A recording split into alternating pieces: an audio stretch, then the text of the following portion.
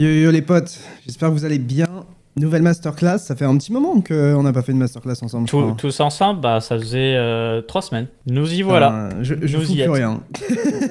C'est pas vrai, c'est pas vrai. Et d'ailleurs, on a beaucoup de choses à vous montrer aujourd'hui. De l'intelligence artificielle qui arrive sur Coin Academy, une petite surprise dans l'émission également.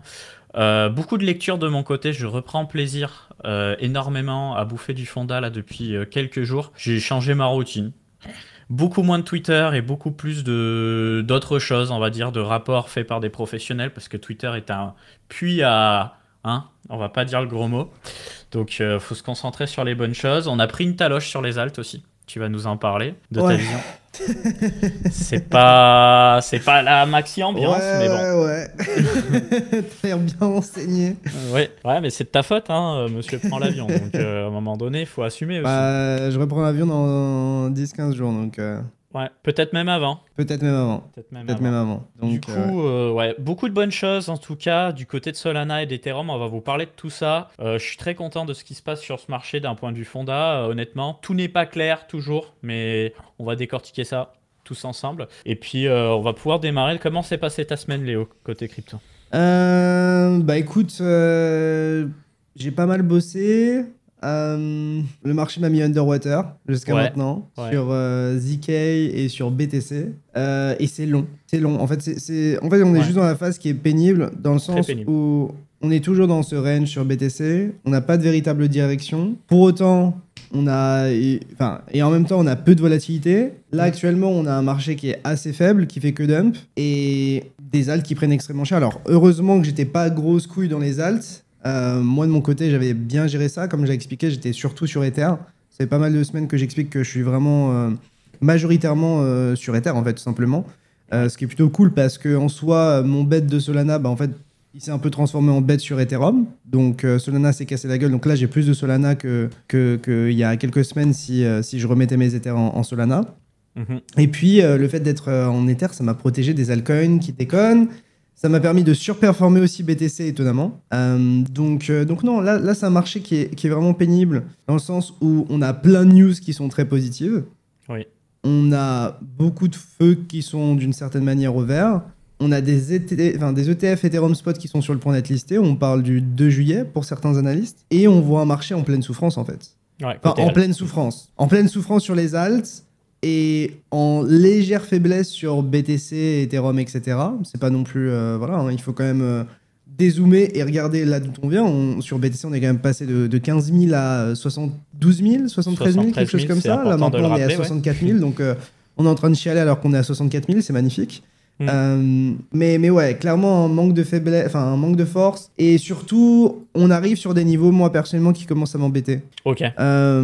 Surtout sur BTC, dans le sens où en fait on a vu vraiment les alts souffrir, etc. Mais sur BTC on est toujours dans notre range, mais j'ai plus aucune conviction dans le fait qu'une des deux bandes du range en fait tienne en fait. Et on se rapproche de la bande basse et j'ai aucune conviction dans le fait qu'elle tienne. Et si jamais on casse cette consolidation qui dure depuis plus de 100 jours par le bas, ça pourrait faire extrêmement mal. Et là, pour le coup, pour moi, on est un petit peu sur le dernier niveau de support qui m'intéresse personnellement. C'est pas le dernier support du graphique, il y en a plein. Hein. Mais c'est le dernier niveau qui m'intéresse à l'intérieur de ce range pour éviter un retest de la bande basse qui, pour moi, pourrait céder. Donc, franchement... C'est pas beau, mais ça pourrait être carrément pire, quoi.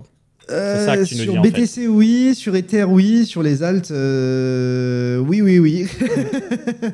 En fait, ce qui me fait un petit peu peur, c'est la gueule des alts si jamais BTC casse le range par le bas. La gueule du marché si le range commence à casser par le bas, etc. Dans tous les cas, les gars, faut être fort. Et surtout, en fait, on rentre un peu dans cette phase où t'as un Twitter qui était ultra bullish à 71 000 et qui commence à devenir extrêmement bearish maintenant. Et en vrai, je le comprends sincèrement parce que pour moi, le dernier retest de la borne haute du range, moi, je m'attendais à ce que ça casse probablement par le haut, ou du moins qu'on ne soit pas amené à retracer autant. Je pensais qu'on allait tenir, par exemple, les 66K. Et pour le coup, c'est pas le cas. Et maintenant, on se retrouve à un petit peu imaginer tous les scénarios qui sont possibles pour se prémunir du pire. Parce que quand on fait du trading ou même de l'investissement, c'est important de même parfois prendre des décisions qui sont pas optimales, ou qui sont pas agréables en tout cas à prendre, et qui peuvent... qui peuvent être affectés par tes émotions. Parce que tu te dis que ton ATH de wallet est à temps et que bon, t'as envie de plus. Et en fait, le marché en a rien à foutre en fait. Donc, c'est une situation complexe dans le sens où je suis pas bearish actuellement sur BTC ni Ethereum. Pour moi, il y a rien qui me permet d'être genre ultra bearish. On a juste de la faiblesse sur le marché sans vraiment de break, je dirais, clair. Mais va falloir se bouger. Surtout l'intérêt général, quoi. L'intérêt général, il est au plus bas, on le voit, hein, viewer Twitch, YouTube, c'est vraiment pas évident, c'est de pire en pire en fait. Alors moi, comme je retrouve toujours des moments, tu vois, de doute, et puis je me réintéresse au fondat et je me dis putain, il s'en passe des trucs bien quand même, ça me fait tenir, tu vois. Après, voilà, il n'y a pas de vraies utilités qui font venir des gens, il n'y a pas de price action qui font venir les gens, et c'est ça qui est problématique pour le moment. Mais est-ce qu'on a eu des vraies utilités qui ont fait venir les gens? Bah la DeFi, oui. La DeFi, ouais. Quand même. Ouais, mais le DeFi Summer, ça a été ultra court. Oula, on a perdu Capette. Je sais pas ce qu'a fait Capette. On va l'attendre. Hop. J'ai eu un code d'erreur sur mon navigateur, access violation. Voilà. Peut-être que quelqu'un a essayé de pirater mon PC en ce moment même. Voilà, on sait jamais. De quoi on parlait déjà? D'utilité.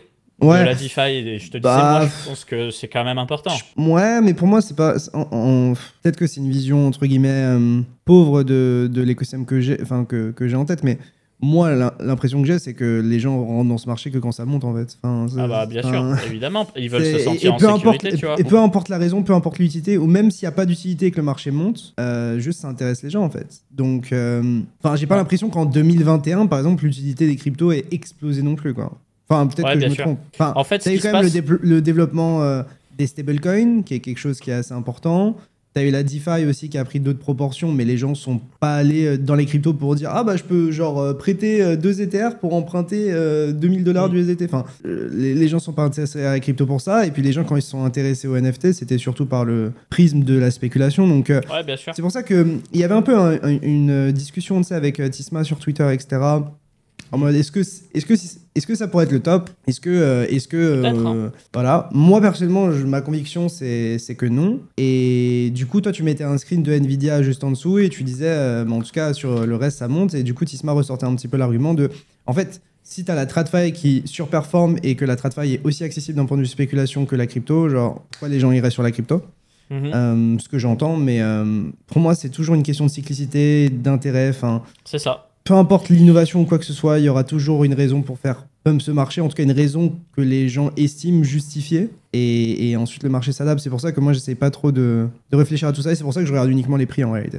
Alors, petite question dans le chat, c'est intéressant. Le GUE, si tu veux, c'est une unité qui va définir le prix que tu vas payer sur Ethereum pour faire passer une transaction. Et le fait qu'on ait eu une grosse mise à jour sur Ether autour de mars pour les roll-up, plus la baisse d'intérêt général sur Ethereum, bah en fait, les gens sont prêts à payer de moins en moins cher pour faire passer leurs transactions sur Ethereum. Donc, d'un côté, bonne nouvelle, ça fait que les transactions sont pas chères sur Ethereum. Il y a moins de gens qui utilisent le Layer 1 encore, c'est tout ce que ça veut dire.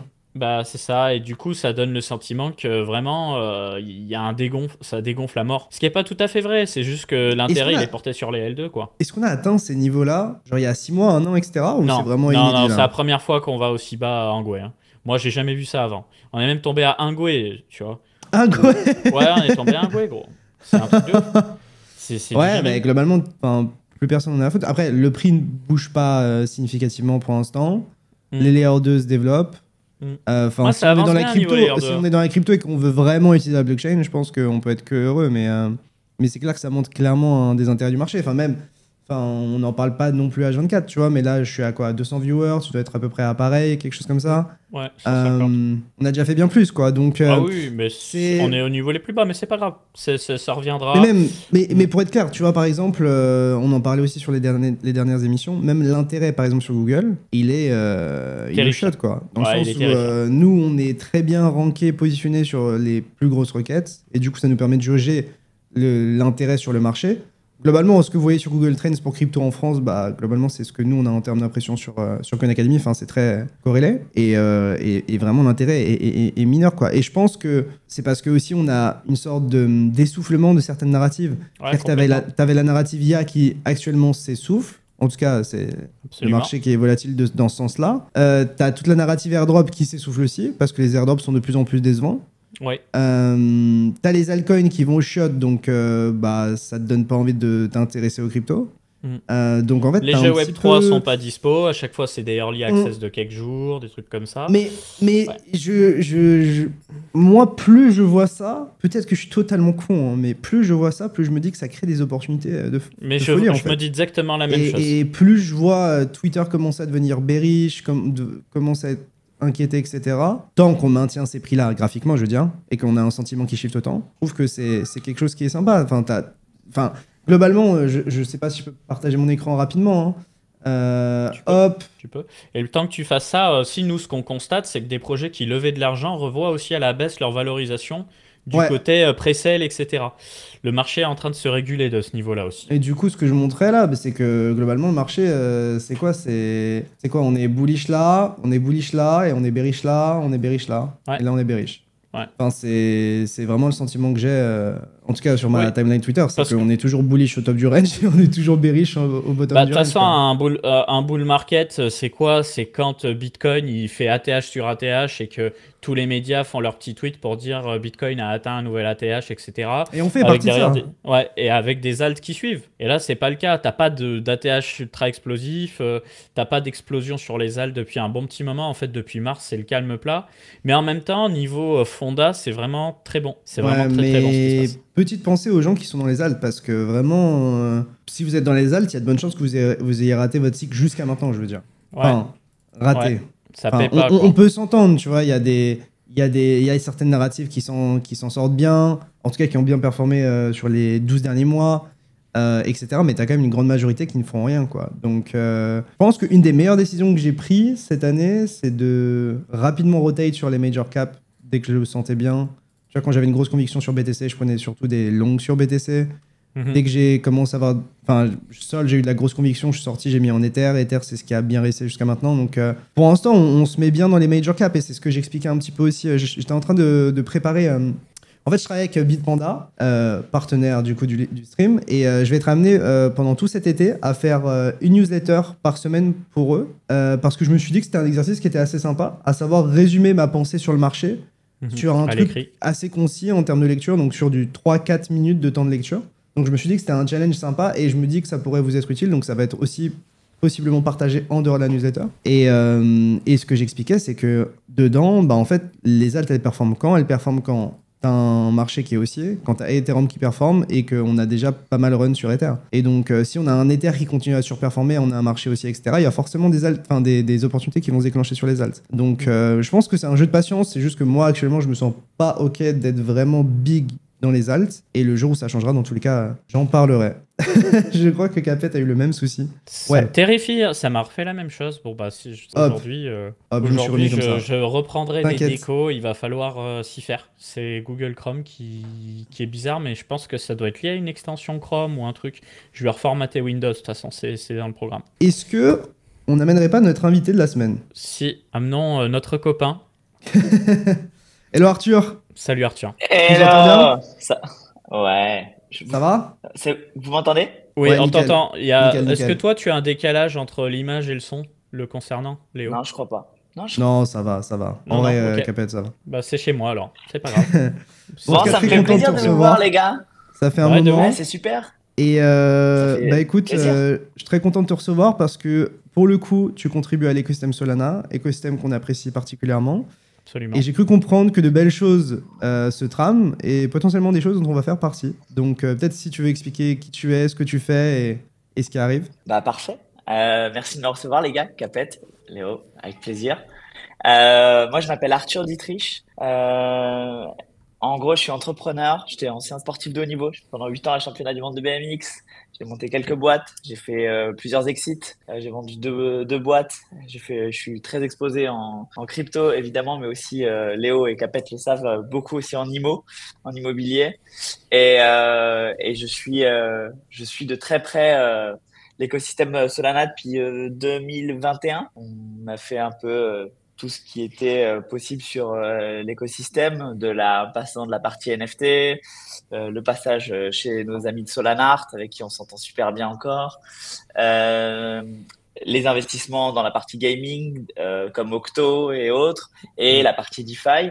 Et en gros, il y a de ça, je sais pas, 2 mois, en fait, je me suis fait contacter par la fondation, Solana Fondation, qui, en gros, m'a dit qu'ils avaient besoin, en fait, d'une entité spécifique pour la France, qui s'appelle, en gros, d'un general manager pour la France, et ça s'appellerait Super Team France. Et donc, du coup, ça va être assez intéressant, et j'ai dit oui. Donc, je suis officiellement GM France, et ça a le nom de Super Team France. L'idée, elle est très simple, les gars. Vous pouvez me poser toutes les questions que vous voulez. N'hésitez pas aussi dans le chat.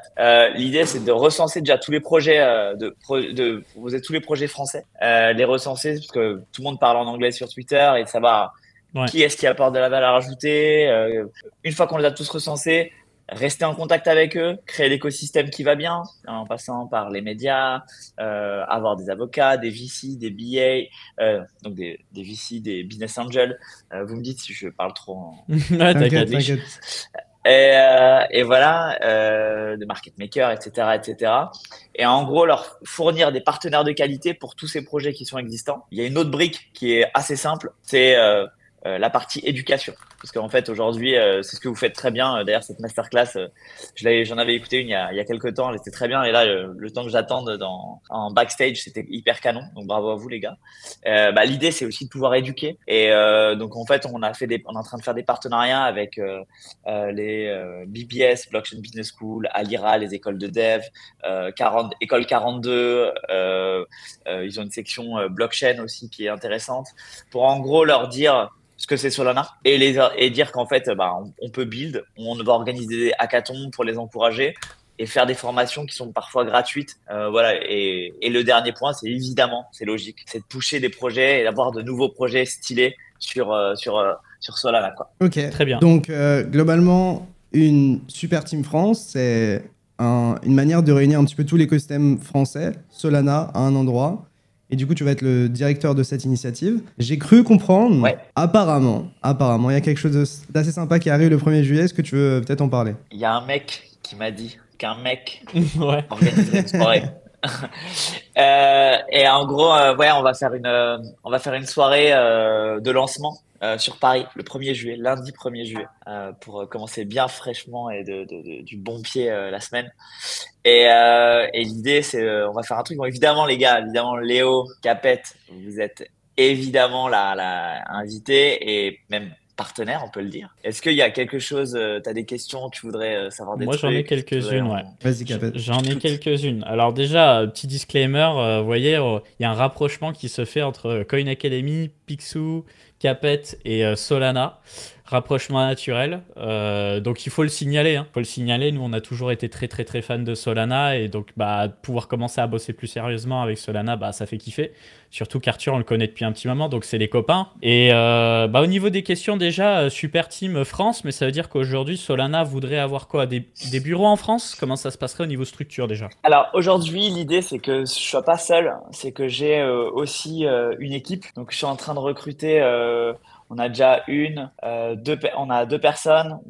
On cherche encore une troisième parce qu'il y a pas mal de fonctions. Il y a la partie communauté, en fait, faire les events, etc. Il y a la partie réseaux sociaux et il y a aussi la partie relations dev parce que les devs, en fait, il faut qu'on puisse continuer à travailler avec eux et qui nous disent en fait quand ils ont un problème ou quoi que ce soit, pouvoir leur trouver des solutions, des financements, etc., etc. C'est vraiment en anglais l'empowerment en fait de ces gens qui sont la colonne vertébrale aujourd'hui de chaque écosystème. Et après il y a aussi les relations avec les corporates parce qu'en fait vous l'avez bien dit, on est dans une phase qui est assez intéressante parce qu'en fait on a niveau fondamental, niveau utilisation et utilité, c'est de plus en plus poussé. Et le nerf de la guerre, comme je viens du Web 2, j'ai toutes mes relations aussi avec toutes mes relations Web 2 de grosses boîtes. Et en fait, je veux leur donner envie avec Solana pour dire qu'en fait, la blockchain a aujourd'hui une utilité et il y a des vrais case studies qui sont vraiment utiles et cohérents. Et du coup, ça va être dans tous les pays ou il y a un focus sur la France aujourd'hui? Alors aujourd'hui, il y a sur Super Team France, il y a 14 entités. Et en fait, la France, en termes pas de budget, mais plus d'intention, c'est celui qui a le plus on a mis le plus de ressources. Ok. Donc c'est vraiment, vraiment, vraiment cool. Tu vois, c'est pas juste un lancement qui se fait via la fondation, qui dit le truc. En fait, pour vous dire le process, c'est vraiment un marché qui est suivi de près, parce qu'en fait, j'étais avec la présidente de la fondation, présidente du BD, au global, du business development au global. On a travaillé avec Tamar, qui est aussi une super personne chez Solana.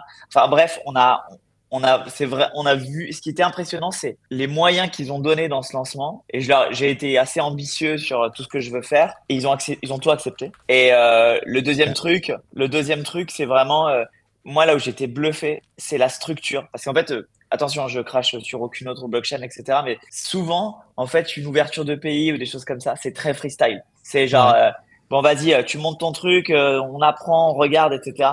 En fait, là, le réseau Super Team, c'est vraiment, vraiment, vraiment impressionnant. Tu as des outils de malade. On en parlera et je pense que je vous le donnerai. Peut-être on en parlera même une prochaine fois. On le mettra en avant. C'est un outil. Je pense que Capet et Léo connaissent bien. Je sais pas si les auditeurs connaissent, mais connaissent Malte pour recruter des freelances et des choses comme ça. Malte.fr, ouais. Ouais. Et t'as un Malte. Et en fait, eux, ils ont fait une plateforme qui s'appelle Earn. Et la plateforme Earn, c'est juste bluffant. En fait, c'est vraiment une partie, comment on appelle ça, c'est un Malte pour les cryptos. Donc que tu sois dev, freelance, ouais, et en gros, tu es payé directement par tous les gros projets pour que les corporates postent des annonces. Ben, en fait, faut être vachement mis faut être vraiment clair, clean et tout. Enfin, c'est vraiment ultra, ultra bien fait. C'est earn.superteam.fun. Earn.superteam.fun. Enfin, franchement, moi, j'étais assez bluffé, et même les structures, etc. Bref, mais je suis pas en train de chiller un projet ou quoi que ce soit, mais juste j'étais vraiment agréablement surpris par la structure que ça a, quoi. Voilà. Bah, stylé. J'avais ça. Aussi, et on va, pardon. Vas-y, Arthur. En gros, on va être aussi hyper impressionné. On va essayer de soutenir un maximum de projets français. L'idée, c'est de mettre en avant aujourd'hui des projets à fond, leur donner de la visibilité au niveau global. On va organiser des gros hackathons et aussi faire donc évidemment tous les partenariats qu'on a dit avec la partie comment on appelle ça, médias, mais aussi surtout éducation. C'est hyper important, et de mettre en lumière des projets qui sont aujourd'hui canons en France et qui n'ont pas eu encore leur heure de gloire et qui le méritent. Et donc soit il faut juste les mettre en avant, soit il faut justement en fait leur apprendre à comment se mettre en avant, quoi. Bah, écoute, je pense que c'est des explications qui sont assez complètes. En tout cas, pour ceux que ça intéresse, vous avez Super Team France sur Twitter. Je pense que c'est une bonne manière de vous contacter, ou même de te contacter toi en direct si jamais ça vous intéresse. Pour toutes les personnes qui sont sur l'écosystème Solana, donc vous soyez user, vous voulez créer un projet, vous ayez déjà un projet, vous voulez vous impliquer avec l'écosystème Solana. Maintenant en France, c'est possible de le faire directement avec Super Team France, donc je pense que c'est plutôt cool. Nous, pour le coup, avec Coin Academy, on est très content de pouvoir faire un partenariat assez sympa avec vous et de pouvoir continuer à regarder un petit peu de l'intérieur aussi ce qui se passe sur Solana, de voir un petit peu les nouvelles initiatives qui se développent et voir des projets qui sont peut-être sous le radar et qu'on n'a pas l'occasion de voir d'habitude. Et j'ai cru comprendre que tu aurais peut-être des places à donner, Arthur, pour la soirée du 1er juillet. Peut-être. En gros, et là, ouais, on va dire ouais, carrément. En gros, l'idée, c'est Léo et Capet, je les connais depuis quand même beaucoup de temps. On a fait des bonnes sessions de travail, des bonnes sessions de soirée. Et surtout. On a fait les deux, hein, on va pas se mentir. Hein. Et l'idée, c'est aussi de se dire que ce serait cool en fait de faire un peu participer la communauté. Ça, c'est hyper important. Donc du coup, ce qu'on va faire, c'est qu'on va faire gagner 5 places. C'est un événement qui est hyper exclusif. Il y aura tous les mecs de l'industrie. Et je pense que c'est bien aussi de faire profiter une communauté qui est ultra active et qui soutient aussi Solana depuis pas mal de temps. Donc les gars, je pense que tu veux mettre tes règles, Léo, qu'est-ce que tu penses? J'ai mis dans le chat, places. On vient de faire un tweet. Donc pour ceux qui veulent du coup participer à la soirée du lundi 1er juillet à Paris, donc de la Super Team France Solana, vous avez l'occasion d'y participer. Donc on va tirer au sort une des personnes qui aura en réponse de ce tweet-là. Donc tout ce qu'il faut faire, c'est aller sur le tweet qu'on vous a envoyé et dire que vous avez envie de participer et de follow Super Team France. Et à partir de là, vous aurez une chance d'être tiré au sort. Et en vrai, c'est plutôt cool parce que c'est une soirée qui est un petit peu, qui reste réservé quand même à pas mal de gens importants de l'écosystème, notamment sur Solana et dans l'écosystème français. Donc je me dis que ça peut être une belle opportunité pour certains de rencontrer les gens qui suivent ou aussi de se faire du réseau et de voir peut-être pour créer des projets ou faciliter l'accélération de certains projets que vous développez. Donc voilà, si jamais ça vous intéresse, nous on y sera avec Capet. Voilà, vous avez juste à répondre aux tweets qu'on vous a mis dans le chat. C'est gratuit, il n'y a aucune condition. Et si jamais vous n'êtes pas disponible, il y aura forcément d'autres gens pour participer, vous inquiétez pas. Mais pour les soldats, ceux qui veulent venir, vous avez l'occasion de le faire. Et petite précision. Pardon, vas-y. Retiens ce que tu allais dire et juste. Pour la majorité silencieuse ou les peut-être aigris que je peux voir dans le chat, vous le savez, nous on adore Solana. Ça veut pas dire qu'on n'aime pas Ethereum ou NIR ou Avalanche ou tous les autres. Il y a une réalité aussi, c'est qu'on reste des francophones. Et que vous voyez à l'époque notre, on va dire, lien avec Ethereum en francophonie, bah, c'était Abdel qui aujourd'hui est chez Starknet, donc c'est pour ça aussi qu'on a une affinité particulière avec Starknet parce qu'on connaît des francophones de cet écosystème. Voilà, là chez Solana, bah, on connaît des francophones et ça nous empêchera pas aussi de bosser avec d'autres Layer 1, mais voilà, c'est pas un contrat d'exclusivité entre un média qui se doit parfois d'être neutre et Solana, c'est juste que c'est une opportunité pour nous aussi d'être plus proche encore et de mieux couvrir cet écosystème qu'on adore et voilà. Et je rajoute un truc, c'est que aussi un truc qui est important, c'est que oui, on parle de Solana, mais ça veut pas dire que je bosse sur Solana et que je déteste Ethereum. En fait, c'est tout simple. Il y a aussi des activations qui se font avec Ethereum France et qui sont aussi certainement bien. Et en fait, l'idée, c'est plus en gros il y aura des belles initiatives, plus en fait notre milieu pourra être mis en avant et c'est vraiment un écosystème et un cercle vertueux qui se pousse vers le haut et voilà et pour vous dire il n'y a pas eu d'échange monétaire pour pousser quoi que ce soit. On est vraiment dans un truc où l'idée c'est d'échanger et que tout se passe bien. Donc franchement avec grand plaisir quoi. Et voilà, pour être clair, il n'y a pas de rémunération ou quoi que ce soit. Nous, on est juste content de soutenir la fondation Solana et les initiatives qui se font en France. Donc, si jamais vous kiffez Solana, vous avez envie d'en savoir plus, vous avez l'occasion de participer à la soirée de lancement. Et je pense que ça va être plutôt stylé.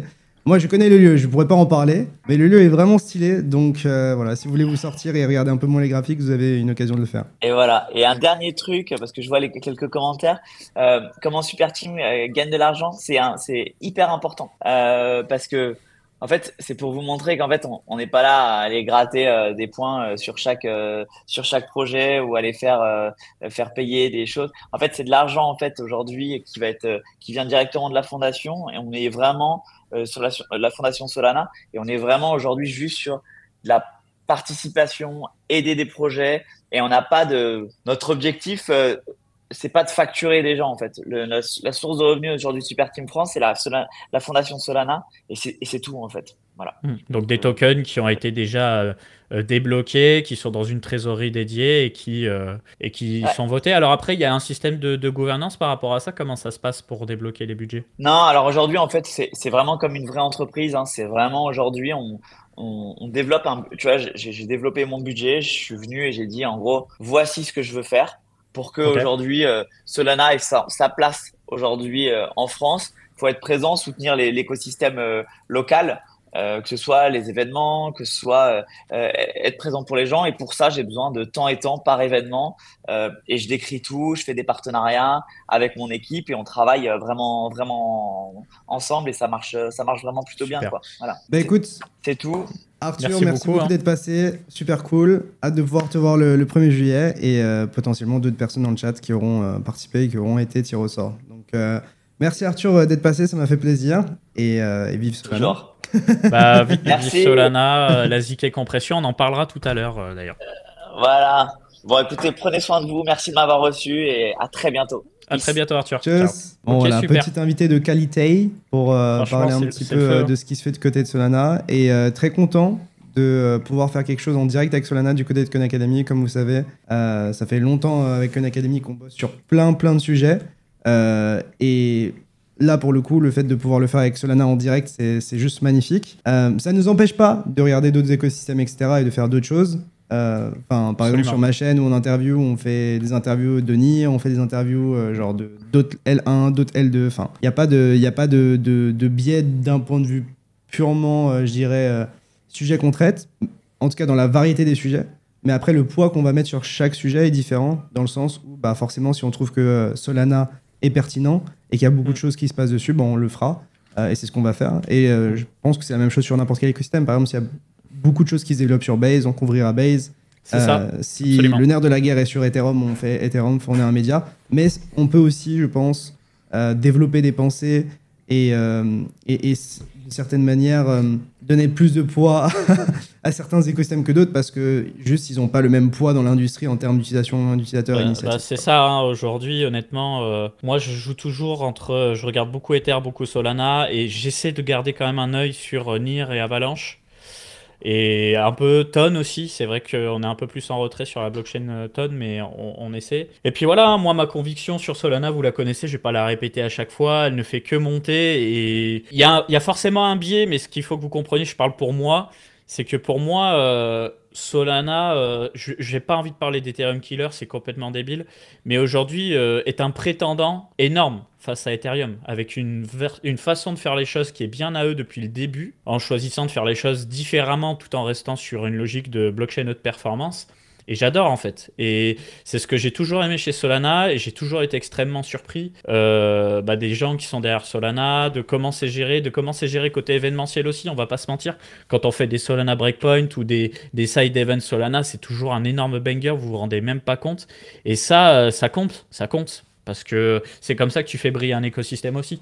Mais il faut pas comprendre là-dedans qu'on dénigre Ethereum ou qu'on dénigre. C'est pas une invitation à acheter du Solana. Pour le coup, j'ai vendu mes Solana pour de l'Ethereum récemment. Donc ça m'empêche pas d'être rationnel par rapport à mes positions et d'avoir un libre arbitre qui est complet. Donc l'objectif, c'est surtout de vous montrer un petit peu ce qui se passe dans l'écosystème.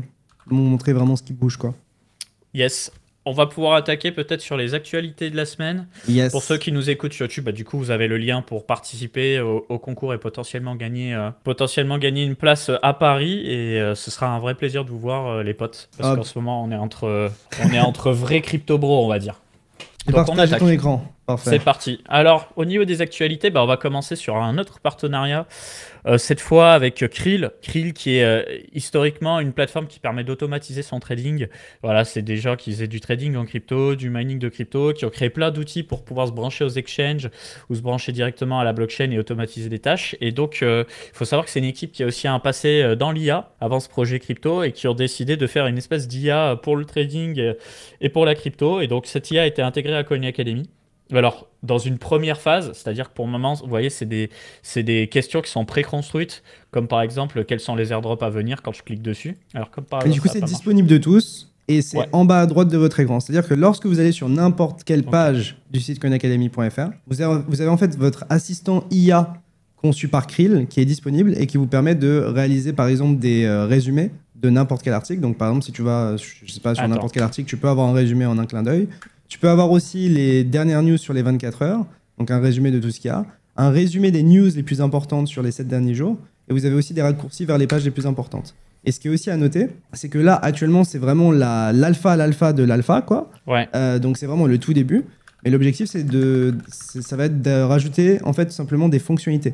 Donc c'est pour ça que je vous invite sincèrement à vous créer un compte sur Coin Academy pour ceux que ça intéresse, puisque, eh bien, en fait, tout ce qui va être prompt plus libre, c'est-à-dire par exemple demander au chatbot qu'est-ce qu'on doit, comment ça fonctionne, qu'est-ce que ça tokenomics, qu'est-ce que je dois comprendre, mais ça pour n'importe quel projet.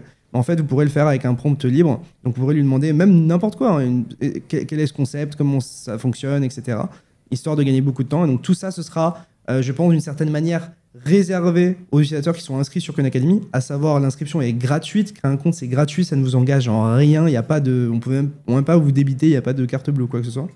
Et pour les utilisateurs qui ne sont pas connectés, vous aurez toujours pas mal de fonctionnalités, mais elles seront forcément limitées d'une certaine manière pour éviter qu'il y ait trop de gens qui spamment, trop de gens qui fassent des requêtes qui ne soient pas vraiment pertinentes ou qui fassent dépenser de l'argent du côté de Coin Academy ou de Krill.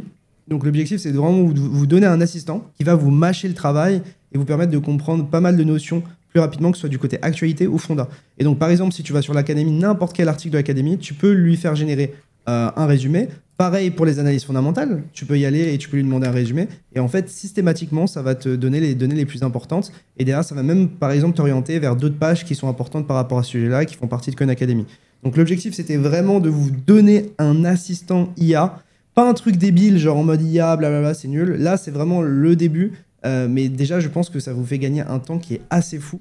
Là, comme le monde Capet, ça vous a résumé l'article en fait simplement en quelques lignes et assez rapidement. Et je pense que ça a encore plus de sens, par exemple, sur la section airdrop ou la section fonda ou même la section académie, dans lesquelles des fois vous avez des notions qui sont un peu plus compliquées, peut-être sur du fonda. Je sais pas si tu veux montrer sur l'onglet crypto. Je sais pas, une dernière analyse, par exemple sur Zama ou Aether ou ce que tu veux. Tu peux demander un Des résumé. fois, le chatbot se fait la malle. Je fais CTRL F5 pour qu'il revienne. Ouais. On va corriger ça, hein, les gars. Voilà. Ne vous inquiétez pas, c'est Et le là, début. tu peux lui demander un résumé de l'article. Ouais. Et ensuite, ça va te faire le résumé de l'article, fonda, etc. Avec, comme le monde Capet, les choses les plus importantes de l'article. Donc, vraiment, avec ça, normalement, vous allez aller encore plus vite sur le site, comprendre les choses encore plus vite. Encore une fois, c'est gratuit. Et c'est gratuit, et c'est le début, parce que voilà, on nous a fait une critique qui est légitime, c'est pour le moment, c'est que des questions préconstruites, je peux pas lui poser de questions. Ça va arriver. Ça arrivera, le fait de pouvoir prompter comme avec un chat GPT, mais adapté à Coin Academy, ça va arriver. Là, on commence à l'intégrer avec Krill, et franchement... Et c'est pas chat GPT qui tourne derrière, pour être clair. En gros, c'est Krill qui a plusieurs modèles de langage de son côté, et qui fait un best-of de tout ça. Et en fait, ce qu'il faut savoir, c'est que Krill récupère de la donnée de Coin Academy. Donc, ils récupèrent nos actualités, nos contenus, etc. Mais eux, ils vont les récupérer en temps réel. Tous les prix, toutes les données on-chain, toutes les données possibles liées aux cryptos. Et du coup, ça va permettre d'avoir un scope assez large en termes de questions, de réponses et de qualité de réponse.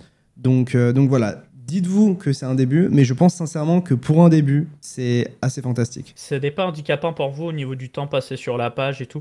Bah, en fait, moi je le vois comme ça. Tu donneras ta version des faits, Léo, mais le but c'est d'apporter déjà le réflexe de venir plus chez nous, de l'utiliser. Et clairement, les gens qui vont utiliser ça, c'est des gens qui n'ont pas envie de lire le truc de base, tu vois. Donc Ouais, pour moi, ça. c'est que du bénéf, en vrai. Moi, je pense, dans tous les cas, je pense qu'il n'y a même pas de calcul d'un point de vue référencement ou quoi que ce soit, ou temps de passer sur le site. Je pense que le calcul, il est assez simple, c'est comment offrir la meilleure expérience utilisateur, en fait, sur Coin Academy. Comment vous donner les meilleurs résultats le plus rapidement possible, les plus complets possible. Et je pense que ça, c'est un outil qui nous permet de se rapprocher de ces objectifs-là, en fait. Donc, peut-être que des gens passeront moins de temps sur le site. Moi, je m'en fous. Ce qui compte, c'est que les gens trouvent ce qu'ils cherchent et qu'ils aient un contenu de qualité. Et peut-être que ça leur permettra derrière de regarder encore plus de trucs, tu vois. Ouais, c'est surtout quand on pourra prompter, ça va tellement être mieux qu'un simple champ de recherche parce que potentiellement, tu pourrais lui dire tu as une analyse du jeton machin, et il va te donner directement le lien et tu vas aller sur l'article, tu vois. C'est ça. Ça va être vraiment puissant. Je sais pas si vous vous rendez compte du potentiel, mais c'est violent quand même. Hein. Encore une fois, un des premiers médias qui prend l'initiative de ce côté-là. On ne rate pas le coche et on va essayer de vous faire encore des bangers. Mais voilà, pour tous ceux que ça intéresse, là en fait, il y a nos cams qui sont affichés. Je vais les mettre sur le côté. Mais voilà, en bas à droite de l'écran, vous avez un petit icône. Vous cliquez et en fait, vous pouvez naviguer sur le site normalement. Et il s'affiche. Et donc là, tu as une conversation. Mais en haut à droite de la petite pop-up du chat, en haut à droite, tu peux erase et recommencer de zéro si tu veux. Et dedans, tu as plein de liens qui te font naviguer au travers du site, qui te permettent de comprendre plein de choses. Donc voilà, puissant, comme le dit dans le chat, bullish sur Coin Academy. Et on va essayer de réitérer sur des choses aussi assez sympas. Je pense qu'il y a de plus en plus de choses qu'on va faire... il y a de plus en plus de contenu qu'on va faire assister par l'IA. Mais c'est pas là pour genre bâcler le contenu et faire un contenu de mauvaise qualité. Comme vous le voyez, par exemple, là, le contenu qu'on fait, c'est un contenu qui est fait humainement. Et ensuite, on rajoute de l'IA pour le corriger. Après, si tu remontes en haut du site, en haut de la home, genre à droite, tu as l'onglet Flash News. Ouais. Et ça, par exemple, c'est un truc qu'on a fait avec de l'IA, où en gros, ça va récupérer les contenus de The Blog, Coindesk, etc. Et avec de l'IA, traduire tout ça pour que en fait, vous ayez un flux en temps réel, même des médias en fait, anglophones, tout simplement. Et donc nous, on pense que ça, c'est des contenus, c'est des fonctionnalités qui ajoutent de la valeur et qui permettent d'avoir une IA qui est utile et qui ne rendent pas des résultats débiles. Et dans tous les cas, vous avez les liens des sources. Donc pour moi, l'idée, c'est que l'IA, elle soit à notre service, qu'elle nous aide, qu'elle nous accompagne. Et je pense que c'est tout simplement bête de s'y opposer quand on peut avoir des solutions qui marchent aussi bien. Donc, ça a l'air de vous plaire, en tout cas, ça fait plaisir, les gars. De fou. Surtout qu'on a pas mal bossé dessus. Et surtout, j'aimerais faire un énorme big up à la team Krill, à qui j'ai parlé de tout ça, en fait, parce qu'en fait, on parlait avec Krill. Et j'aurais dit, les gars, vous êtes pas chaud, on fait ça sur Coin Academy. Et ils nous ont dit, bah les gars, nous on est super chaud, go le faire. Et ils ont été assez réactifs, ils ont fait un truc qui est totalement sur mesure. C'est la première fois que Krill est intégré sur un média ou un site externe de cette manière-là. Et ils ont fait énormément de travail, donc vraiment un énorme merci à eux. Et je vous invite sincèrement à rejoindre leur waiting list, leur waitlist sur le site. Vous faites Join Now. De toute façon, vous avez un lien en haut du chatbot si jamais vous regardez sur le site. Et donc, ça vous permettra d'être au courant de ce qu'ils vont sortir. Mais ils vont sortir vraiment des choses très, très intéressantes. Et on en parlait d'ailleurs dans plusieurs articles et plusieurs contenus. Donc, je pense qu'on continuera d'en parler parce qu'ils font vraiment les choses bien. Et vous n'avez pas besoin d'acheter du Krill pour utiliser le chatbot. Donc voilà, en aucun cas on vous invite à acheter une crypto-monnaie. Comme avant, on ne vous incite pas à acheter du Solana, on ne vous incite pas à acheter du Krill. Si jamais vous voulez en acheter, vous le faites, vous faites ce que vous voulez. Nous, on n'est pas dans tout ça. On est là juste pour vous expliquer ce qu'on fait, tout simplement. Et du coup, je me permets quand même de faire un big up pour Krill avec qui j'ai bossé, histoire que vous ayez un petit peu tout le contexte aussi. En fait, initialement, Krill, c'est une ICO française qui a été faite début 2018, donc début d'Uber. Donc c'est des gars, comme je disais, qui ont fait du mining de crypto, du trading de crypto et qui disaient putain à chaque fois qu'est-ce que c'est long de coder un bot de trading. Et en fait ils se sont dit à devenir un peu le Photoshop du trading, on va faire une grosse boîte à outils et on va la mettre à disposition, on va valoriser ça avec un jeton. Donc ils sont AMF compliant, etc. Et justement à un moment donné ils voulaient proposer du trading automatisé sur du levier, etc. Et ça a toujours été la guerre, gentiment, avec l'autorité des marchés financiers. En fait l'autorité des marchés financiers elle s'est opposée à ce type d'outils avec du levier, copy trading, etc. Et donc, vous voyez, Krill, ils auraient pu faire même leur ICO. Même s'ils détenaient pas les fonds. Hein. Même s'ils détenaient pas les fonds. Ouais. Donc, même si, ils permettaient à des utilisateurs d'utiliser des stratégies avec Binance, donc avec les fonds qu'ils ont sur Binance, etc., et faire du trading via Binance, qui est un acteur régulé, qui a le PSAN, etc., même ça, l'AMF s'y est opposé. Donc, donc tu vois, je sais pas à quel point il y a des choses qui sont publiques qui sont privées, mais clairement, je pense que des fois les régulateurs sont dégoûtants. Du coup, ce qui s'est passé, pour vous donner un petit peu le point de vue de Krill, et c'est pas un reproche, c'est comme ça, c'est la réalité du marché aussi, c'est que voilà, ils ont levé des fonds, ils ont fait ce produit, ils ont continué de build ce produit et qu'ils auraient pu prendre la caisse, décaisser leur Krill sur la gueule des investisseurs et se barrer comme des voleurs. Non, ils ont continué de build et il y a plein de trucs sur lesquels ils ont dépensé énormément de temps, d'argent, d'énergie qui ont jamais pu sortir du coup. Et là, en fait, ils sont partis dans cette logique IA en proposant toutes sortes de tools. Parce que là, on parle du chatbot, mais il va y avoir plein d'autres outils gratuits qui vont être mis à disposition. Mais c'est déjà quelque chose sur lequel ils travaillaient pour la version stratégie trading, etc. initialement. C'est pas juste, en gros, ils voulaient faire un truc IA pour rebondir sur ça, c'est qu'ils travaillaient déjà dessus et ils se sont dit qu'ils allaient faire un pivot complet vers ça, justement, vu les réponses du régulateur, quoi. Ouais, et du coup, voilà, ça leur permet de valoriser leur plateforme, de continuer de travailler. Et faut le dire, c'est des Français, mais c'est des Français qui bossent. Franchement, dans les Français, il n'y a pas 10 milliards de personnes que je respecte et ils font partie des gens que je respecte parce que vraiment, c'est des acharnés et ils sont là depuis extrêmement longtemps. Et leur produit était vraiment tip-top. Et je pense que leur prochain produit va être vraiment stylé. Donc en fait, l'agent K que vous avez actuellement sur le site Coin Academy, il est d'une certaine manière limité en termes de requêtes, en termes de possibilités. Mais en fait, toutes ces limites en fait, sont retirées sur Krill 3. Et donc, en fait, vous pouvez imaginer n'importe quoi. En fait, le bot, vous pouvez lui demander de faire des actions, vous pouvez lui demander d'observer de la donnée, de backtester des choses, vous pouvez lui demander plein de choses. Après, d'un point de vue régulation, je ne crois pas que le bot te permet de faire l'action en elle-même. Il te permettra juste d'aller vers des liens pour effectuer l'action si jamais tu veux le faire. Mais ça vous permet vraiment de faire des choses assez intelligentes et de gagner du temps partout, en fait. Donc, je vous laisse aller sur le site krill.io. Dessus, vous avez beaucoup plus d'informations sur tout ce qu'ils sont en train de faire. Et vraiment, toutes les fonctionnalités qu'ils sont en train de développer et de sortir sont vraiment très, très sympas. Yes, et qu'est-ce que je voulais dire? Moi, j'ai bossé avec Krill, j'ai été ambassadeur du projet. C'est le premier projet crypto auquel j'ai lié mon identité. Je suis très content, c'est des gens avec qui j'ai fait vla les soirées, etc. J'ai bossé avec eux, j'ai entretenu leur chaîne YouTube pendant le bull run de 2021 aussi. Il y avait pas mal de contenus qui ont été faits. Et aujourd'hui, là, ils sont full focus produit. C'est produit à mort. Donc, franchement, ça fait plaisir. Je suis hyper content de bosser avec eux sur ça. On va pouvoir donc enchaîner maintenant sur l'actualité, si vous voulez bien. Je vais fermer ça. Donc déjà, première bonne nouvelle, on apprend que la SEC lâche Consensus, c'est-à-dire que visiblement Ethereum ne serait pas une security. Hein. Tiens. On y arrive, ils l'ont pas dit, hein, mais bon, ils l'avouent un peu à demi-mot. Ils avaient cassé la tête à Consensus par rapport au développement lié à Ethereum et en fait, ils ont envoyé une lettre à Consensus, une entreprise privée qui fait des développements sur Ethereum, pour leur dire on vous lâche la grappe. Voilà, donc ça c'est vraiment une très bonne nouvelle. Ce qui risque de faire une excellente jurisprudence pour Ripple aussi, qui sont en procès depuis l'année 2020. Et qui risque aussi de faire une très bonne jurisprudence pour plein de projets crypto, de blockchain en proof of stake, etc.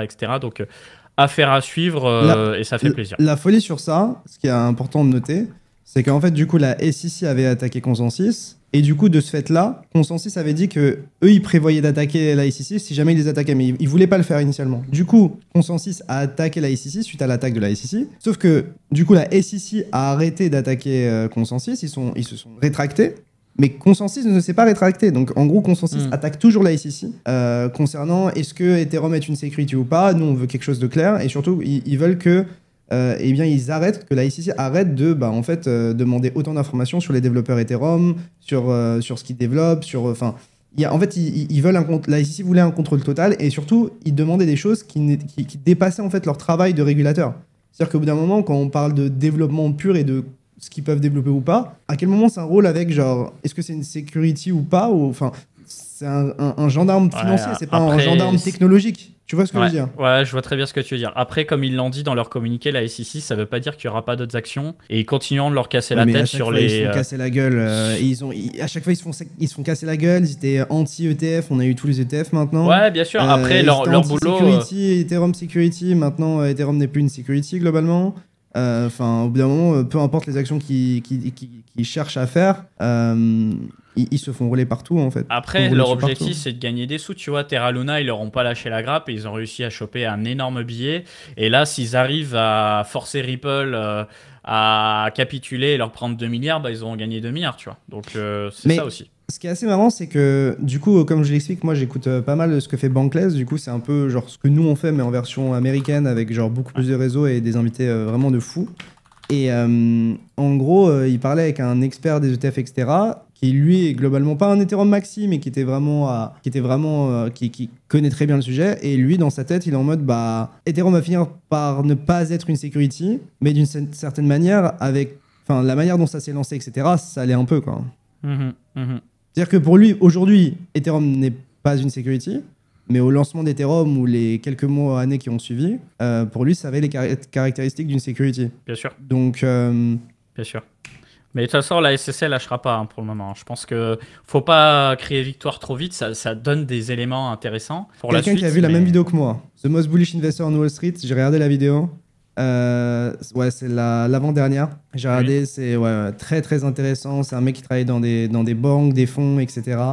Et qui s'est intéressé aux cryptos très tôt, qui au début s'intéressait intéressé pas trop et qui est devenu maintenant un Ethereum maxi. Et il a une approche très intéressante. Il a une approche très très intéressante. Ouais, et puis pour ceux qui sont pressés, vous avez aussi les parties dédiées en description. Et chez nous aussi d'ailleurs, si vous écoutez cette vidéo sur YouTube, vous avez à chaque fois le timecode pour sauter au moment qui vous intéresse. J'enchaîne.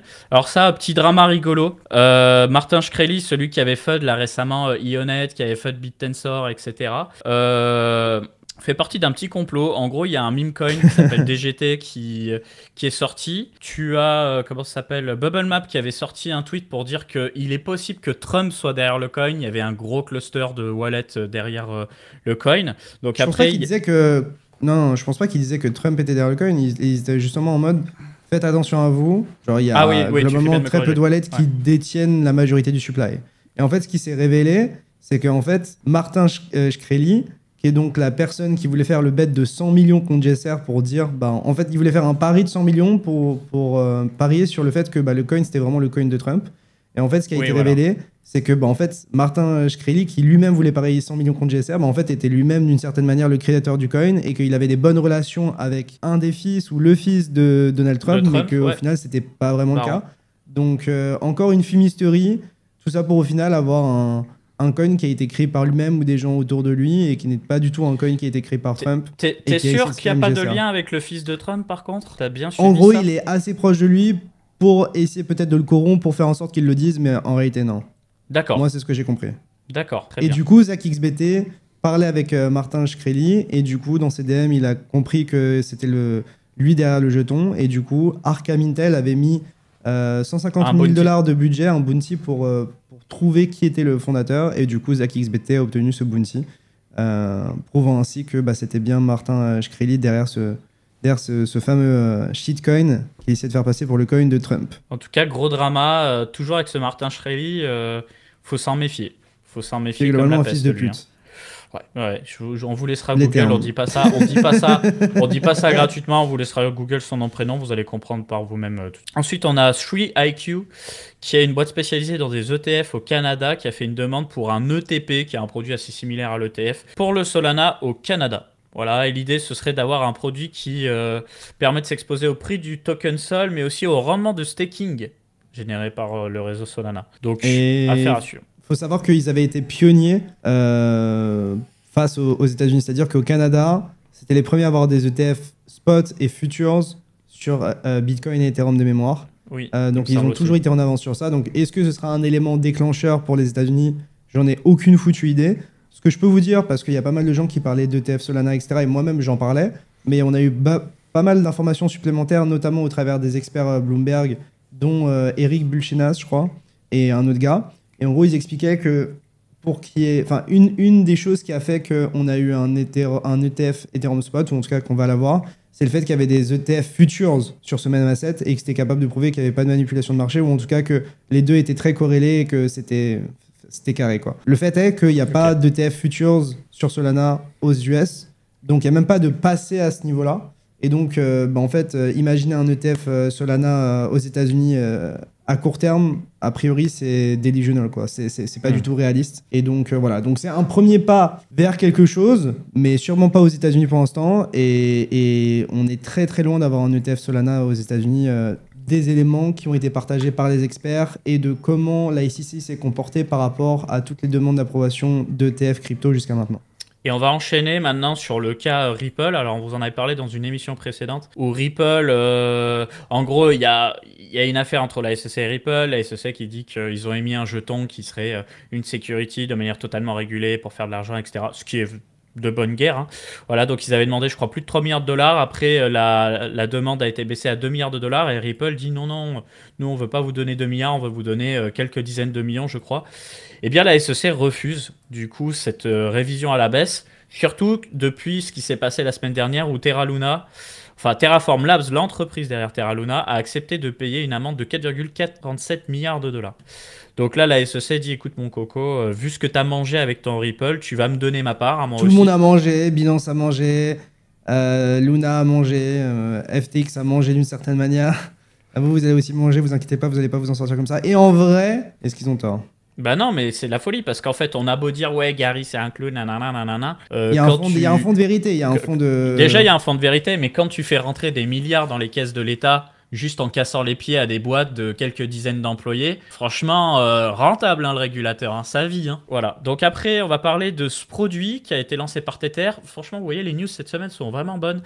Tether, backé par du Tether, hein, c'est beau quand même. C'est ça. Alors, en gros, c'est un stablecoin synthétique.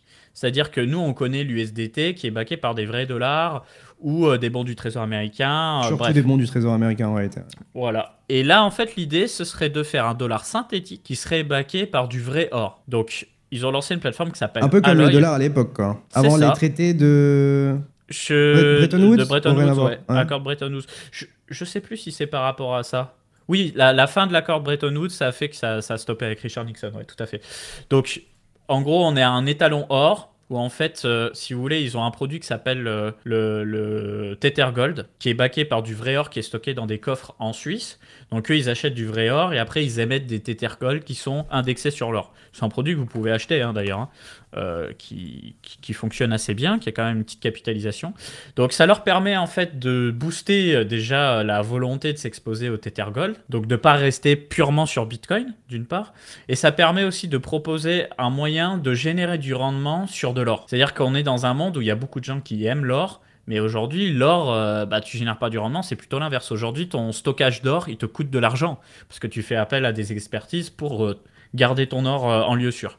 Et donc là, ça va te permettre de générer du rendement. Et si jamais ça vous intéresse, eh bien, sachez que, il faut que je retrouve la page, mais il y a un frais de mint de l'ordre de 0,25%. C'est-à-dire que vous avez un collatéral, vous surcollatéralisez à hauteur de... comment on pourrait dire? Parce qu'il faut il parle de 75%. Donc ça veut dire que pour par exemple $75 de stablecoin synthétique, il faut $100 d'or en gros.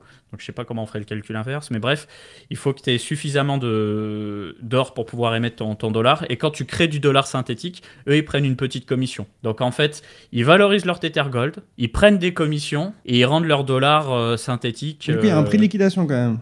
Ouais, il y a un prix de liquidation, tout à fait. Mais si tu surcollatéralises de fou, t'as pas ce problème de liquidation, je suppose. C'est ça, je pense. Donc je maîtrise pas trop. Globalement, l'objectif c'est, aujourd'hui on a un USDT qui est backé par du dollar en banque, mais surtout des bons du trésor américain.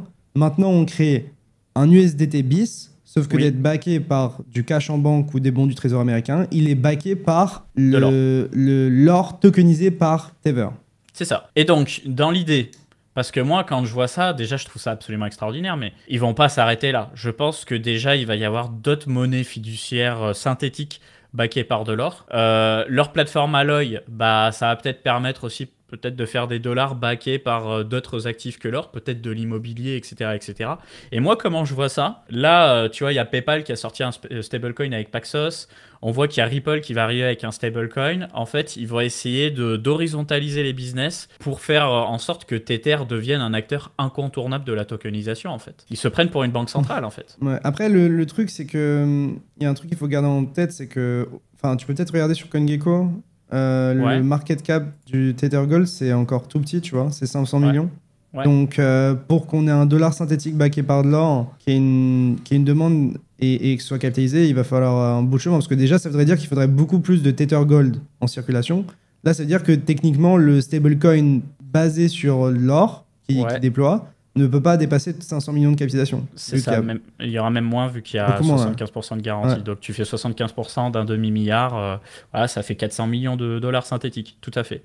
Mais c'est vraiment violent. Et puis, en fait, ce qu'il y a d'intéressant, c'est de se dire, tu as des investisseurs qui sont crypto-natifs, mais qui savent pertinemment que toutes les cryptos sont liées. Quand Bitcoin et Ether se pètent la gueule, les altcoins se pètent la gueule. Alors que le cours de l'or, c'est un cours qui est totalement à part. Donc ça te permet de rester on-chain, de faire du rendement sur l'or, et d'avoir un actif en bear market, c'est une solution. Enfin, c'est une solution. Après, on verra à quel point l'or est résilient en bear market.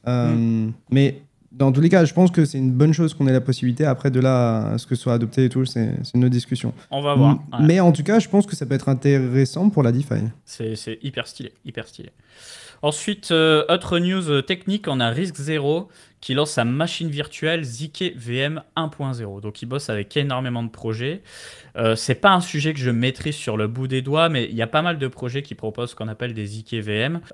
L'idée, c'est quoi ? C'est d'avoir une machine virtuelle qui tourne avec différents langages de programmation. Très souvent, c'est du C, du C++, du Rust. Là, en l'occurrence, c'est du Rust. Et donc, l'idée, c'est tu fais ton calcul, non pas sur une VM habituelle qui tourne en surcouche d'une blockchain, etc., layer d'exécution, mes couilles. Tu fais un truc à part, totalement off-chain. Tu exécutes ton programme off-chain. Ensuite, une fois que tu l'as exécuté, tu génères une preuve ZK qui atteste que le programme a été exécuté. Et cette preuve, tu viens la stocker sur la blockchain de ton choix. Et il y a une guéguerre qui se fait entre différents projets. Donc, j'essaie d'en citer quelques-uns. Tu vois, tu as ReZero, mais tu as aussi Succinct, Lita, Nexus. Franchement, il y en a plein. Je me suis noté v'là les noms. Tu vois, tu as même, dis-toi, tu as même A16Z qui a son propre truc qui s'appelle Jolt. Tu as aussi Ola, ZKM, tu as v'là les projets qui font ça. Et donc, tu as une guerre qui est justement de proposer différents langages de programmation et de proposer de générer des preuves ZK de la façon la plus optimale possible. Le nerf de la guerre, c'est qui va avoir le truc le plus optimisé pour que ça te coûte pas un pognon monstre de générer ces preuves, parce qu'aujourd'hui, c'est un calcul qui est tellement dur de générer des preuves que ça te coûte un pognon monstre en infrastructure sur Amazon AWS ou Google Cloud ou autre. Et tu vois là, par exemple, il se compare à Succinct. En fait, vous voyez SP1. SP1, c'est la ZKVM de Succinct, qui est un autre projet, du coup. Et ils disent, bah regardez, nous, on est dans certains cas 37 fois, 24 fois, 21 fois, 48 fois moins cher pour faire la même chose. Et donc, la guéguerre, elle se trouve à ce niveau-là. C'est proposer différents langages. Donc, du coup, de ma compréhension, parce que encore une fois, je ne suis pas un as en la matière, mais à mon avis, ce qui va se passer, c'est qu'on va avoir des blockchains qui vont se spécialiser dans le stockage de preuves ZK, et tu vas avoir ces projets-là qui vont devenir des espèces d'execution layers d'une certaine façon, et du coup, ça me fait poser la question, tous ces layers 2 là, qui ont leur propre VM, type, bah, du coup, on va les citer, hein, Starknet, zkSync, Polygon, Midden, etc., etc. Est-ce qu'ils vont pas se prendre un énorme coup de crampon dans la gueule à cause de projets comme ça? Parce que si tu te retrouves avec des projets comme ça qui secouent en termes de performance, bah potentiellement, les vrais Layer 2, ça va être des Layer 2 qui bossent avec ça. Donc, je sais que RIS0 bosse avec beaucoup de monde, donc potentiellement, tu vois, tu vas peut-être avoir du Arbitrum X RIS0, du Optimism X RIS0, mais ça va être intéressant à surveiller. De toute façon, c'est composabilité, c'est-à-dire qu'on va piocher à gauche, à droite pour avoir le meilleur de tous les mondes, quoi. Absolument. Et du coup, je reprends ce message-là. Donc, on dit, message très intéressant dans le chat, je vois pas quel est le modèle économique des tokens de ces projets. Bah, c'est justement que tu as plein de projets qui vont se servir chez eux pour générer des preuves. Et tu vois, il y avait un débat, du coup, c'était modulaire versus monolithique, où on a Nick White, qui est un des fondateurs de Celestia, qui est toujours en mode l'avenir est modulaire. Et cette espèce, tu vois, pour une fois, je vais cracher entre parenthèses sur Solana, cette espèce de volonté de Solana de dire, non, nous, on fait pas du modulaire, alors que... En réalité, si. C'est juste que ça reste un bloc monolithique. Solana, il n'y a qu'un seul état, mais ils reprennent de la logique modulaire à gauche, à droite, les uns et les autres. Et donc, on a Rushi, qui est le fondateur du layer 2 mouvement, qui va être un layer 2 qui utilise le langage Move et qui fait aussi de l'EVM, qui dit « Moi, je pense quand même que la logique modulaire est la meilleure. » Donc, long story short, qu'est-ce qu'il dit? Il dit « Le problème dans un système type Solana, c'est que, bon, on va dire, tu as vraiment que les gens très proches de Solana qui font évoluer le business. » Alors que sur Ethereum, tous les projets derrière ces Layer 2, ils se font une compétition les uns avec les autres en mode que le meilleur gagne. Et après, nous, en tant que projet, on a juste à les taper chez les technologies des uns et des autres et faire sa petite recette et avoir le meilleur résultat. Tu vois.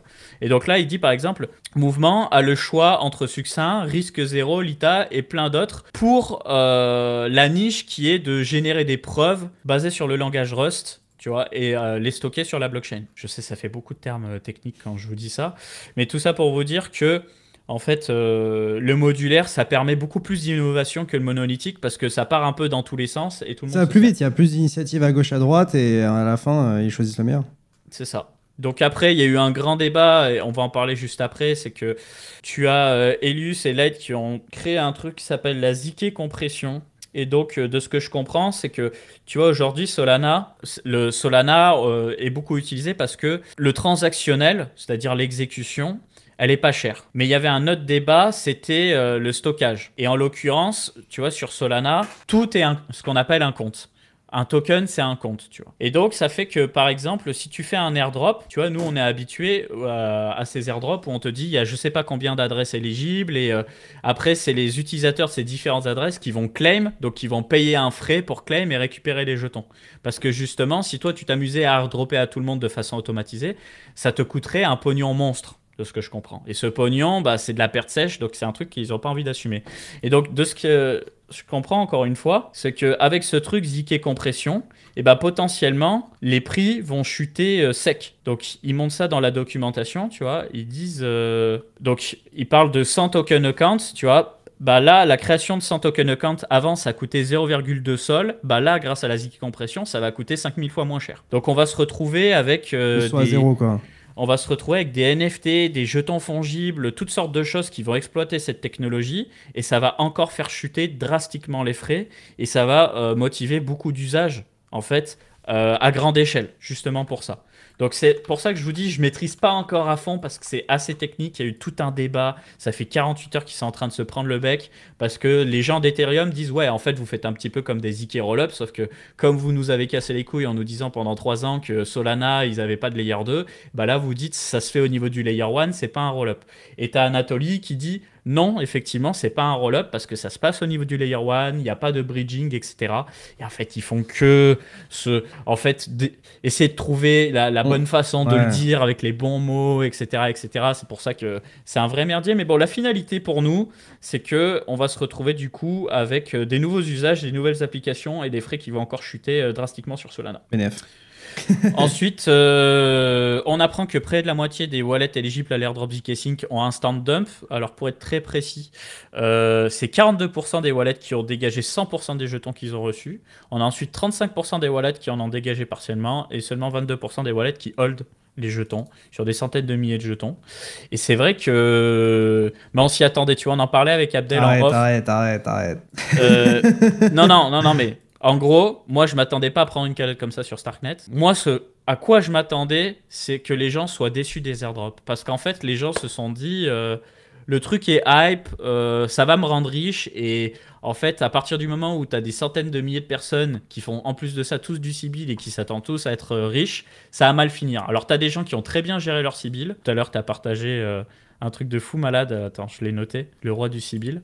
Lui, il a fait le braquage du siècle, hein, les gars. Regardez bien. Hein.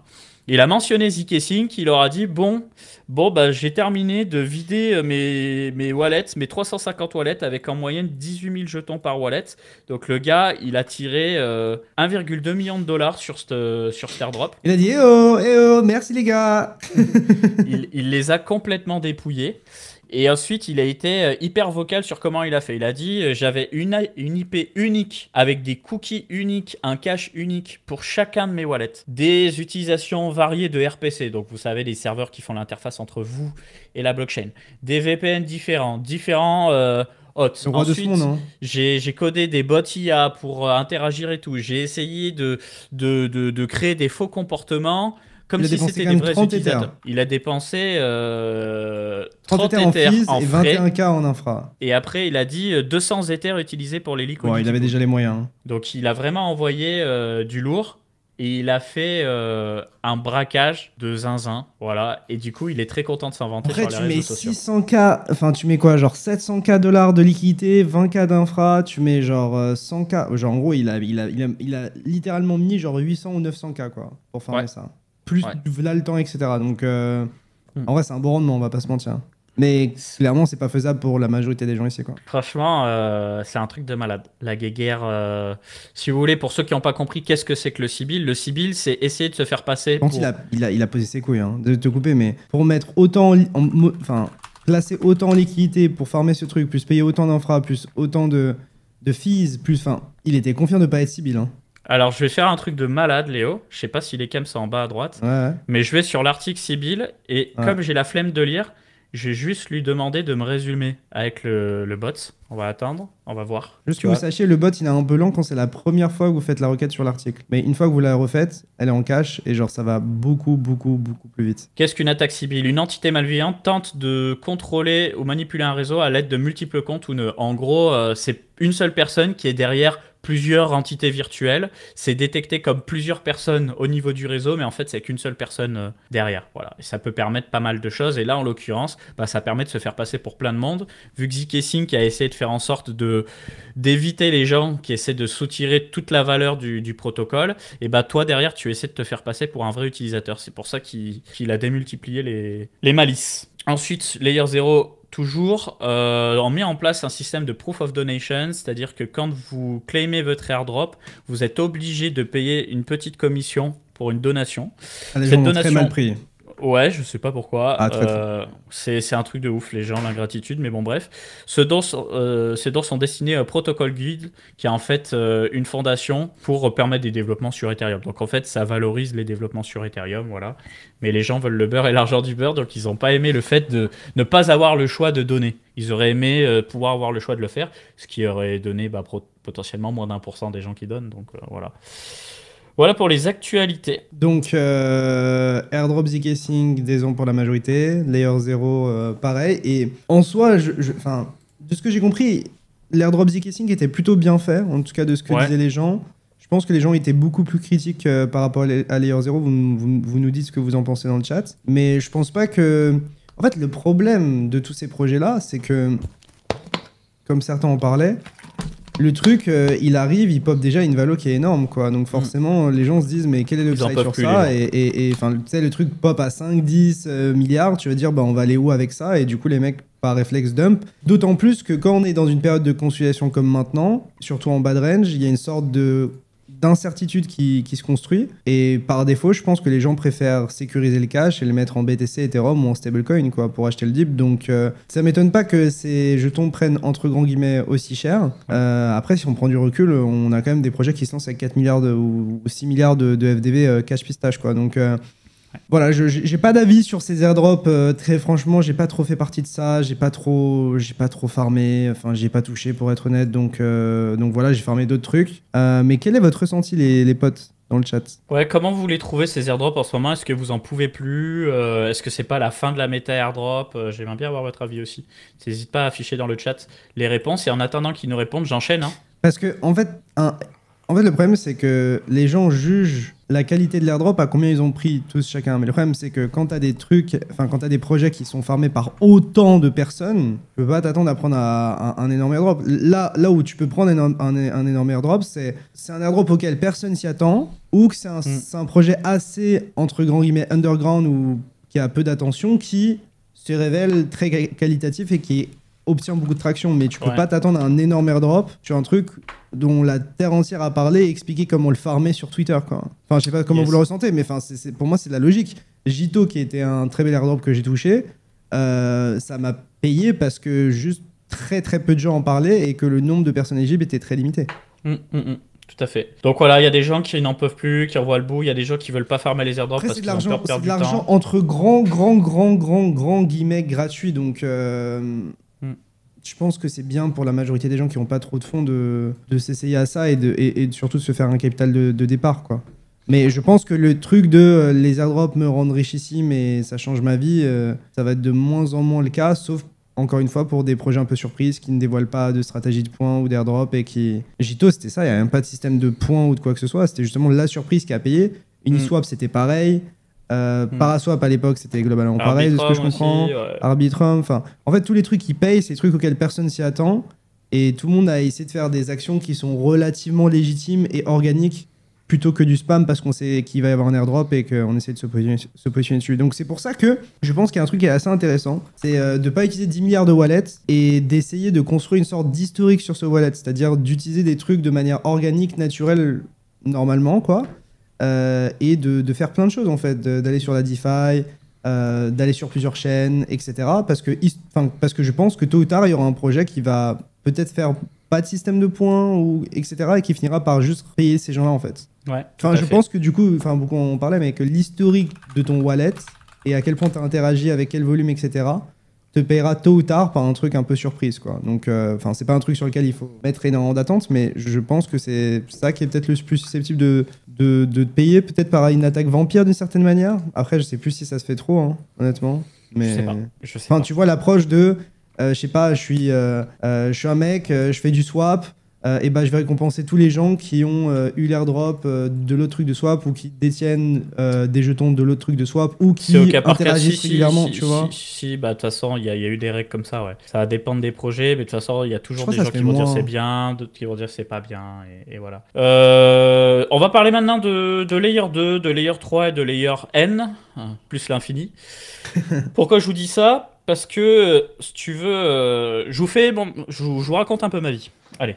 En gros, tu vois, j'avais eu un moment, comme ça se fait à peu près tous les trimestres sur ce marché, où je suis en mode, putain, ce marché me casse les couilles. On brasse du vent, en plus les prix montent pas, c'est une torture. Et après, j'ai dit, putain, Capet, tu peux pas dire ça, tu sais très bien que quand tu prends du temps de gratter, tu trouves des trucs. Et je devais faire une vidéo sponsor avec des Centrashop, et moi, ce que j'aime bien faire, c'est un live long avec un thème, et avoir une certaine maîtrise du thème pour que ça fasse une belle vidéo en rediffusion, tu vois.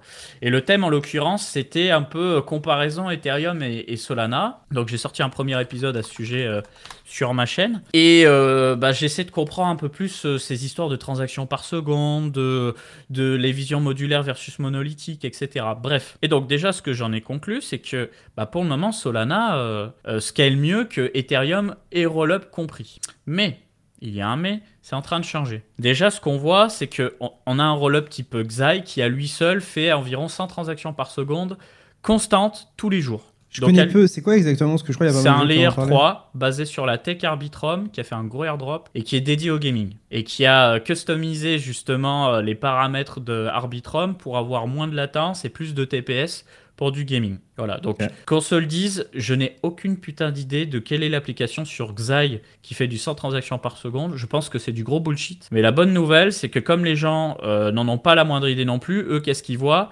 Et c'est qu'il y a de plus en plus d'activités sur Ethereum. Tu vois.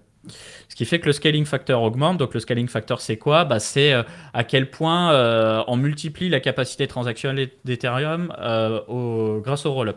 C'est-à-dire que si Ethereum est en capacité de faire une 15 transaction par seconde en moyenne, donc là c'est 15, tu fais 15 fois 20, et donc c'est à peu près la capacité actuellement C'est ça. de ce qui est sur Ethereum en termes de TPS de passer, quoi. Ok, il y en a qui disent c'est à cause d'une campagne Galx où il faut minter 42 NFT par jour. Ok, bon voilà, ils ont trouvé un moyen de booster les TPS. On a la réponse au moins. Ouais. Et du coup c'est intéressant parce que voilà comment je vois les choses. Donc ce que ça veut dire, c'est que la hausse récente est fake. Ouais, de toute façon, comme d'hab, on est en crypto, hein, tout est gonflé Artificiel. avec du wash trading, etc. Mais c'est le jeu. Par contre, on voit quand même que la blockchain, elle tient ses transactions par seconde et elle pète pas un plomb comme on a pu le voir avec d'autres projets où tu as le séquenceur qui se met à bugger, qui produit plus les blocs, etc. Moi, ce que je vois, c'est que tu vois, Ethereum reste bloqué à 15 transactions par seconde. D'ailleurs, pour la petite nouvelle, ceux qui ne le savaient pas, si Ethereum ne faisait que de simples transactions, c'est-à-dire ne faisait pas des swaps, etc., Ethereum ferait 119 transactions par seconde. Voilà. Aujourd'hui, il fait 15 parce que la quasi-totalité des transactions, c'est des swaps, Uniswap, etc. Et que ça consomme 10 fois ce que consomme une simple transaction en termes de compute. Voilà. Ensuite, on a Arbitrum qui arrive avec Stylus. Donc Stylus qui n'est pas encore en mainnet, mais là aussi, ça va booster pas mal les performances. On a Base qui est capable de faire quelques dizaines, voire centaines de transactions par seconde. Quand tu as sur Chainspect, tu peux le voir d'ailleurs.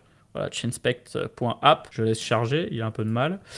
Et ça va commencer à beaucoup bouger au niveau des layers 2 parce que justement on va avoir de la parallélisation des transactions qui vont arriver et ça va arriver avec Starknet qui est en train d'optimiser sa parallélisation, ça va arriver potentiellement avec Polygon Midden, ça va arriver avec Fuel, on a quoi d'autre? J'en ai noté d'autres, on a Movement aussi qui va arriver avec ça, regardez. Movement, il se base sur la technologie d'Aptos, Sui et compagnie, donc eux ils vont proposer du Move et de l'EVM et ils vont proposer direct de la parallèle EVM. Donc déjà le layer 2. Disclaimer, on est investisseur dans Movement. Je préfère le prévenir. Ouais, c'est vrai. Moi, je le suis pas. Mais oui, l'équipe Coin Academy en partie l'est. Et pour ceux qui se posent la question pourquoi je ne le suis pas, c'est parce que le cliff est trop long. Voilà. Donc j'avais envie de poser mon capital autre part, mais je me suis quand même bien tâté. Bref. Donc Movement vraiment puissant. Ils vont faire des layers 2, des layers 1, etc. On a aussi Eclipse qui va arriver. Eclipse qui est basé sur la machine virtuelle de Solana, qui va se ramener sur Ethereum et qui intégrera dans son séquenceur la technologie FireDancer de Solana.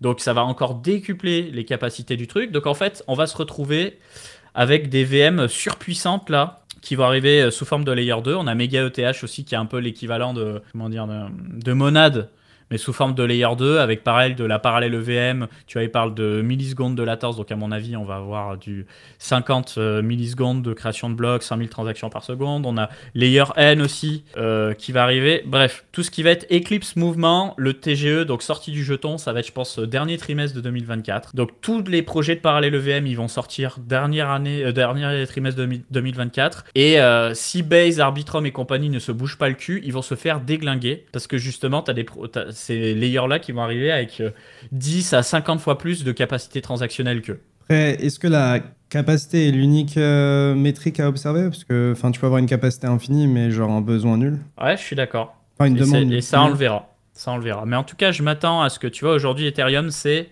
300 transactions par seconde, roll-up inclus. Je m'attends à ce qu'on ait plusieurs milliers de transactions par seconde d'ici la fin de l'année. Et face à ça, on va avoir le client FireDancer de Solana qui nous annonce théoriquement entre 85 000 et 180 000 transactions par seconde en excluant les transactions de vote sur Solana. Donc ça va être...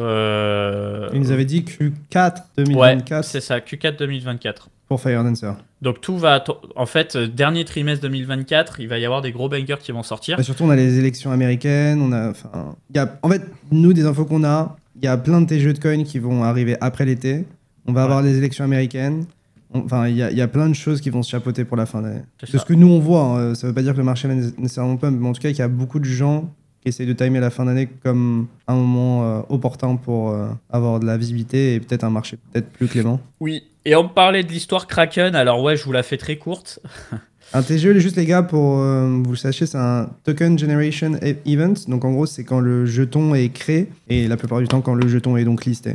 Ensuite, on a Kraken qui a subi une faille de sécurité. Cette faille permettait de changer combien tu as de jetons sur ton compte et donc ça te permet derrière de pouvoir retirer les jetons de la plateforme. Donc ce qui s'est passé, c'est qu'il y a un hacker éthique, je mets des grandes guillemets, qui contacte Kraken et qui dit ouais, il y a cette faille, regardez, j'ai réussi à créer $4 à partir de rien sur mon compte et les retirer, voilà, je vous le signale. Donc Kraken, ils ont dit ah bah merci. Il y a un système de bug bounty. Alors pour ceux qui ne savent pas, un bug bounty, c'est en gros une récompense pour un hacker pour le motiver à trouver des failles. Et en gros, et il n'y a pas les garder pour lui. Voilà. Et les exploiter. Et donc, ce qui s'est passé, c'est qu'en fait, une fois que Kraken a patché le bug, ils ont regardé en base de données qui a pu exploiter ce bug. Et ils se sont rendu compte qu'il y avait 3 comptes qui ont exploité le bug. Donc, ils se sont dit, attends, c'est pas possible. Il y a un gars qui vient nous voir et il y a 2 autres personnes qui ont exploité cette faille. Et en plus de ça... C'est une faille ultra critique, il faut le dire, parce que du coup, là, c'est vraiment inquiétant pour Kraken. Bah, tu peux vider la caisse. En fait, tu pouvais globalement créer de l'argent infini, le retirer et à skip... Ça tapait uniquement dans les caisses de la boîte et pas dans les fonds d'utilisateur, à skip. Ok. Mais en tout cas, tu pouvais imprimer de l'argent à l'infini. Hein. C'est ça, tu pouvais vider les caisses. Donc du coup, qu'est-ce qu'ils ont fait? Ils se sont retirés 3 millions de dollars. Et ensuite, ce qu'on apprend, c'est que c'est l'entreprise Certic, qui est une entreprise spécialisée dans les audits de sécurité, qui serait à l'origine de cette histoire. Et donc, ce qui s'est passé au début, c'est que Certic a refusé de rendre les fonds. Et t'as un gars de chez Kraken qui a fait tout un patatras sur Twitter en mode franchement, les gars... Mais ils les ont pas cités. Franchement, c'est ouf. C'est ouf ce qui se passe. Et au final, Certic a capitulé et a rendu les fonds. Mais en termes d'image, je pense que ça les a froissés. Parce que t'imagines, t'arrives comme une bonne fleur en mode ouais, je prends un petit bug bounty. Et en même temps... Tu veux créer un levier de négociation en mode ouais, mais je t'ai quand même volé 3 millions, donc tu pourrais m'en rendre un plus gros bout que ton bug bounty, s'il te plaît. Tu vois, c'est franchement pas terrible et je pense que Certic, ils ont fait une grosse connerie en la jouant comme ça, mais bon, bref. Ouais, c'est un peu chiant de voir des chamailleries dans l'écosystème, entre les acteurs de l'écosystème. Donc, après, je suppose que chaque partie a des opinions là-dessus. J'ai vu qu'il y avait le CTO de Ledger qui avait parlé de ça, Charles. Enfin, j'ai vu dans les tout à fait. Bah justement, pour dire que ça se fait pas, quoi. Regarde, je reprends son tweet. Hein. C'est juste, ça se fait pas. Exploiter une vulnérabilité puis restituer des fonds ou négocier une récompense n'est pas un comportement de white hacker. Ne prétendez pas le contraire. Voilà. On a Zeta Market qui permet de claim son airdrop aussi si vous êtes éligible à l'airdrop Zeta Market. Je vous mets dans le chat, vous pouvez regarder. Il me semble qu'on a. Il y a un mec dans le chat qui a dit surtout que Certic, Boîte US, a passé les fonds via Tornado qui est sous sanction au FAC. Ouais. Ils ont passé les fonds via Tornado sur Tornado Cash pour qu'ils ne puissent pas être récupérés. Ouais. Paraît-il. Quand ils ont retiré les fonds? Ouais. Mais c'est bizarre. C'est une folie. T'as l'impression que c'est des brigands. Ça donne un peu l'impression que tu avais la volonté de garder l'argent, quoi. Bah oui, c'est moi. Et après Kraken, ils ont dit on va appeler le FBI. Et après ils ont fait on voit l'argent.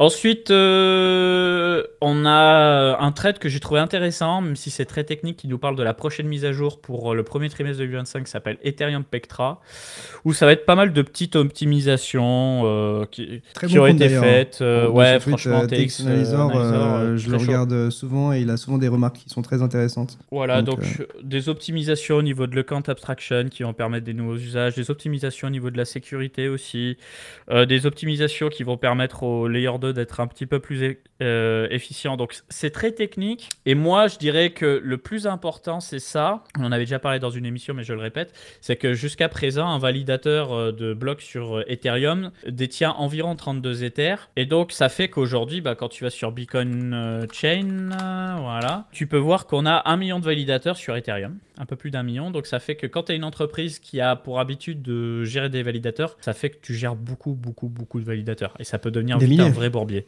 Et donc, en fait, là, la mise à jour serait de dire, tu pourras avoir entre 32 et 2048 Ethers par validateur. Ça ferait moins de serveurs à créer. Moins d'infra. Moins d'infra, donc moins de coûts pour tout. Moins de pollution. Pour toi, moins de pollution, tout ce que tu veux. Exactement. Il faut s'attendre à ce que ce nombre de validateurs soit divisé par 10 et qu'on n'ait plus 1 million de validateurs, mais seulement 100 000. Le réseau sera un peu plus centralisé, mais honnêtement, quand tu as des centaines de... C'est juste que ça se rapproche de la réalité, en fait. Parce qu'actuellement, on peut pas vraiment...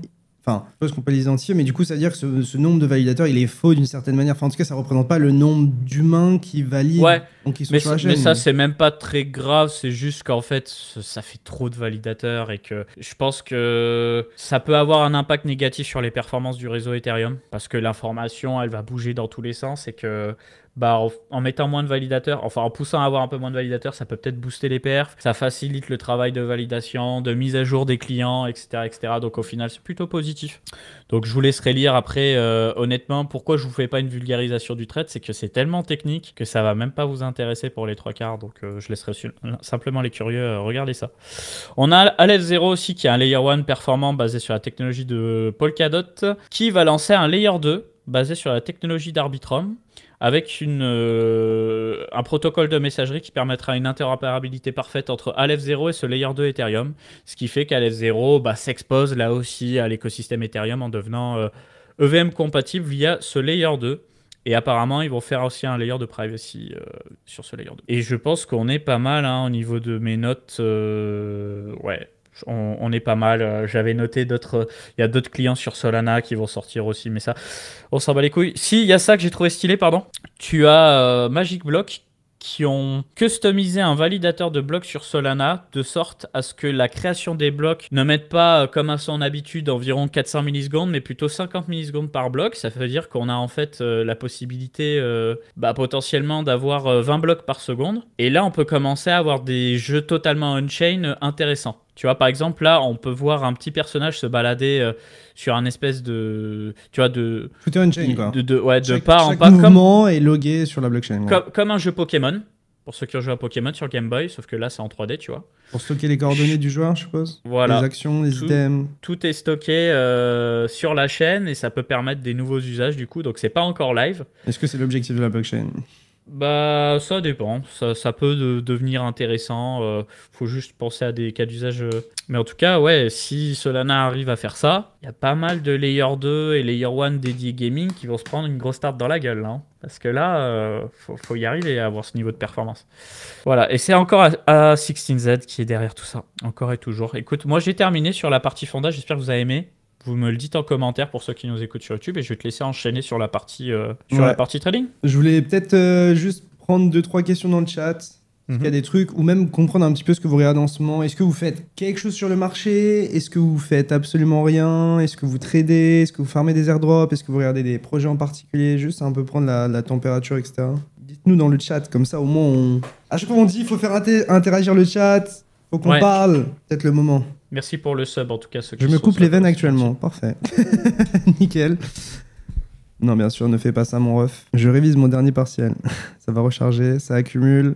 Je short, méga farm perso. Ça farm encore scroll. J'ai vu que Poulp en parlait. Ouais, scroll c'est très attendu. Hein. Ils sont hyper sérieux. Dev sur Solana. Ok. Je reste en stable en attendant. Et je vous lis les potes. Là, ça parle pas mal de Tao. Bon bah écoutez, moi je suis en perte sur Tao. Hein. Le truc a fait x20. J'arrive à être en perte, c'est magnifique. Ok. Bon, je vois que ça farm mais que ça hold, ça garde un peu stable, mais ça fait rien de super ouf. Enfin, je pense que vous êtes vraiment dans une période d'attente, je suppose, un peu comme tout le monde. Hein.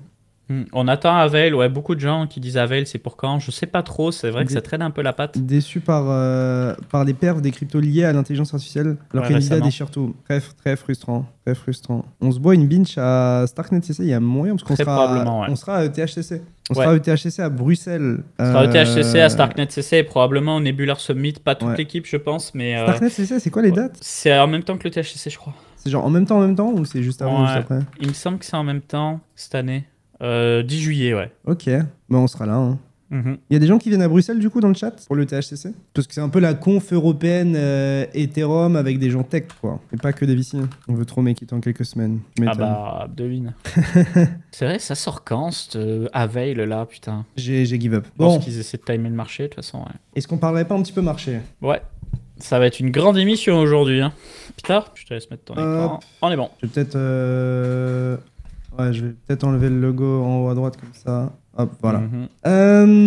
Ok, bon. Bon, où est-ce qu'on en est les potes sur ce foutu marché? Eh bien, je vais pas vous mentir, on est toujours dans ce foutu range. Pas grand-chose qui bouge honnêtement. Comme j'expliquais, on avait cette énorme résistance en mensuel par le passé qu'on a reflip en tant que support. On est toujours dans notre range. Ça fait à peu près une centaine de jours qu'on est dedans et ça bouge pas beaucoup. Ce qui a changé depuis la semaine dernière, c'est que, à mes yeux, on a cassé par le bas la borne intermédiaire, le milieu du range, tout simplement. Dans le sens où pour moi, ici, c'était le milieu du range et que moi, personnellement, je cherchais justement une chasse un petit peu de tous ces lots ici pour derrière qu'on ait un retest, donc une chasse de liquidité au nord, ok, mais il reste quand même plein de high à aller chasser. On dump, mon idée c'était qu'on chasse et ensuite on repart de plus belle. Donc on a eu un rebond assez phénoménal ici. Donc j'avais un PNL latent assez impressionnant que je n'ai pas TP parce qu'on n'avait pas atteint mes objectifs puisque maintenant dans ma tête, la borne haute du range comme la borne basse, on les a beaucoup trop retestées et donc j'ai pas envie de TP sur une des deux bornes. Moi en gros ce que je cherche c'est une phase d'expansion puisque là en gros on est dans une phase de consolidation et donc de range depuis début mars. Et donc vu le nombre de fois qu'on a retesté la borne basse du range et la borne haute, je ne parierai pas sur le fait que la prochaine fois qu'on va retester une des deux, ça résiste. Donc moi, je vise une phase d'expansion. Donc on passe d'une phase, donc ici, tendancielle, ensuite consolidation, donc phase de range, puis à une nouvelle phase d'expansion, que ce soit au nord ou au sud. Donc personnellement, c'est pour ça que je trade plus du tout les bornes du range. J'avais essayé du coup de trader la borne, le milieu du range ici, et pour le coup, ce qu'on voit, c'est systématiquement des rejets.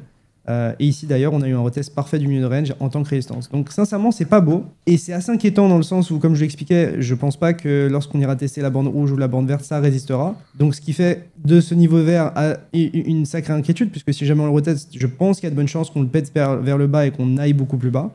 Donc ça c'est la partie inquiétante. Mais on n'en est pas là. On est toujours dans ce range et à mes yeux on a une zone qui est assez intéressante, à savoir cette zone ici entre les 63 000 et les 64 000 $, qui était une zone sur laquelle on a pas mal consolidé dernièrement, qui est aussi accessoirement la reload zone, donc la zone de rechargement acheteuse depuis ce low jusqu'au top, donc 61 à 78% de retracement de toute cette hausse, et surtout l'endroit idéal à défendre si on n'a pas envie de voir cette borne basse du range retestée, qui a été donc retestée par le passé déjà énormément de fois. En gros mon argument c'est qu'on a testé trop de fois chacune des bornes du range. Ici, on a une déviation, on a réintégré, et pour moi, ce niveau, même techniquement, au-delà de parler de la borne basse du range, c'était un retest parfait, donc je vois pas vraiment de raison de le retester. Donc, pour moi, on a cette zone ici intermédiaire, qui est assez intéressante. Je sais pas si elle tiendra. Actuellement, je suis long, je perds de l'argent, je suis underwater, mais je fais le pari que cette borne ici tienne, parce que pour moi, c'est la dernière zone sur laquelle je peux être bullish, parce que en réalité, si je crois au fait que si jamais cette borne allait toucher, on la perde, ça nous met beaucoup plus bas. Et du coup, j'ai où pour long? J'ai globalement soit ici, soit j'attends bien plus, soit j'attends par exemple une récupération du milieu de range. Donc moi personnellement, j'ai fait ce pari-là. On verra ce que ça donne. Moi, je pense actuellement qu'il y a des chances que ça rebondisse ici, pour plusieurs raisons, parce que déjà techniquement, c'est un niveau qui est assez sympa, en prenant tout le contexte que je vous ai donné. Et surtout parce qu'on commence à avoir une sorte de shift psychologique et de sentiment sur le marché. Alors je sais pas du tout comment vous le ressentez et peut-être que tout ce que je vous dis c'est absolument bullshit. Mais j'ai vraiment la sensation que en fait en ce moment tout le monde est en train de flip bearish. Comme j'ai expliqué à un moment dans ce live, tout le monde était bullish ici, dont moi.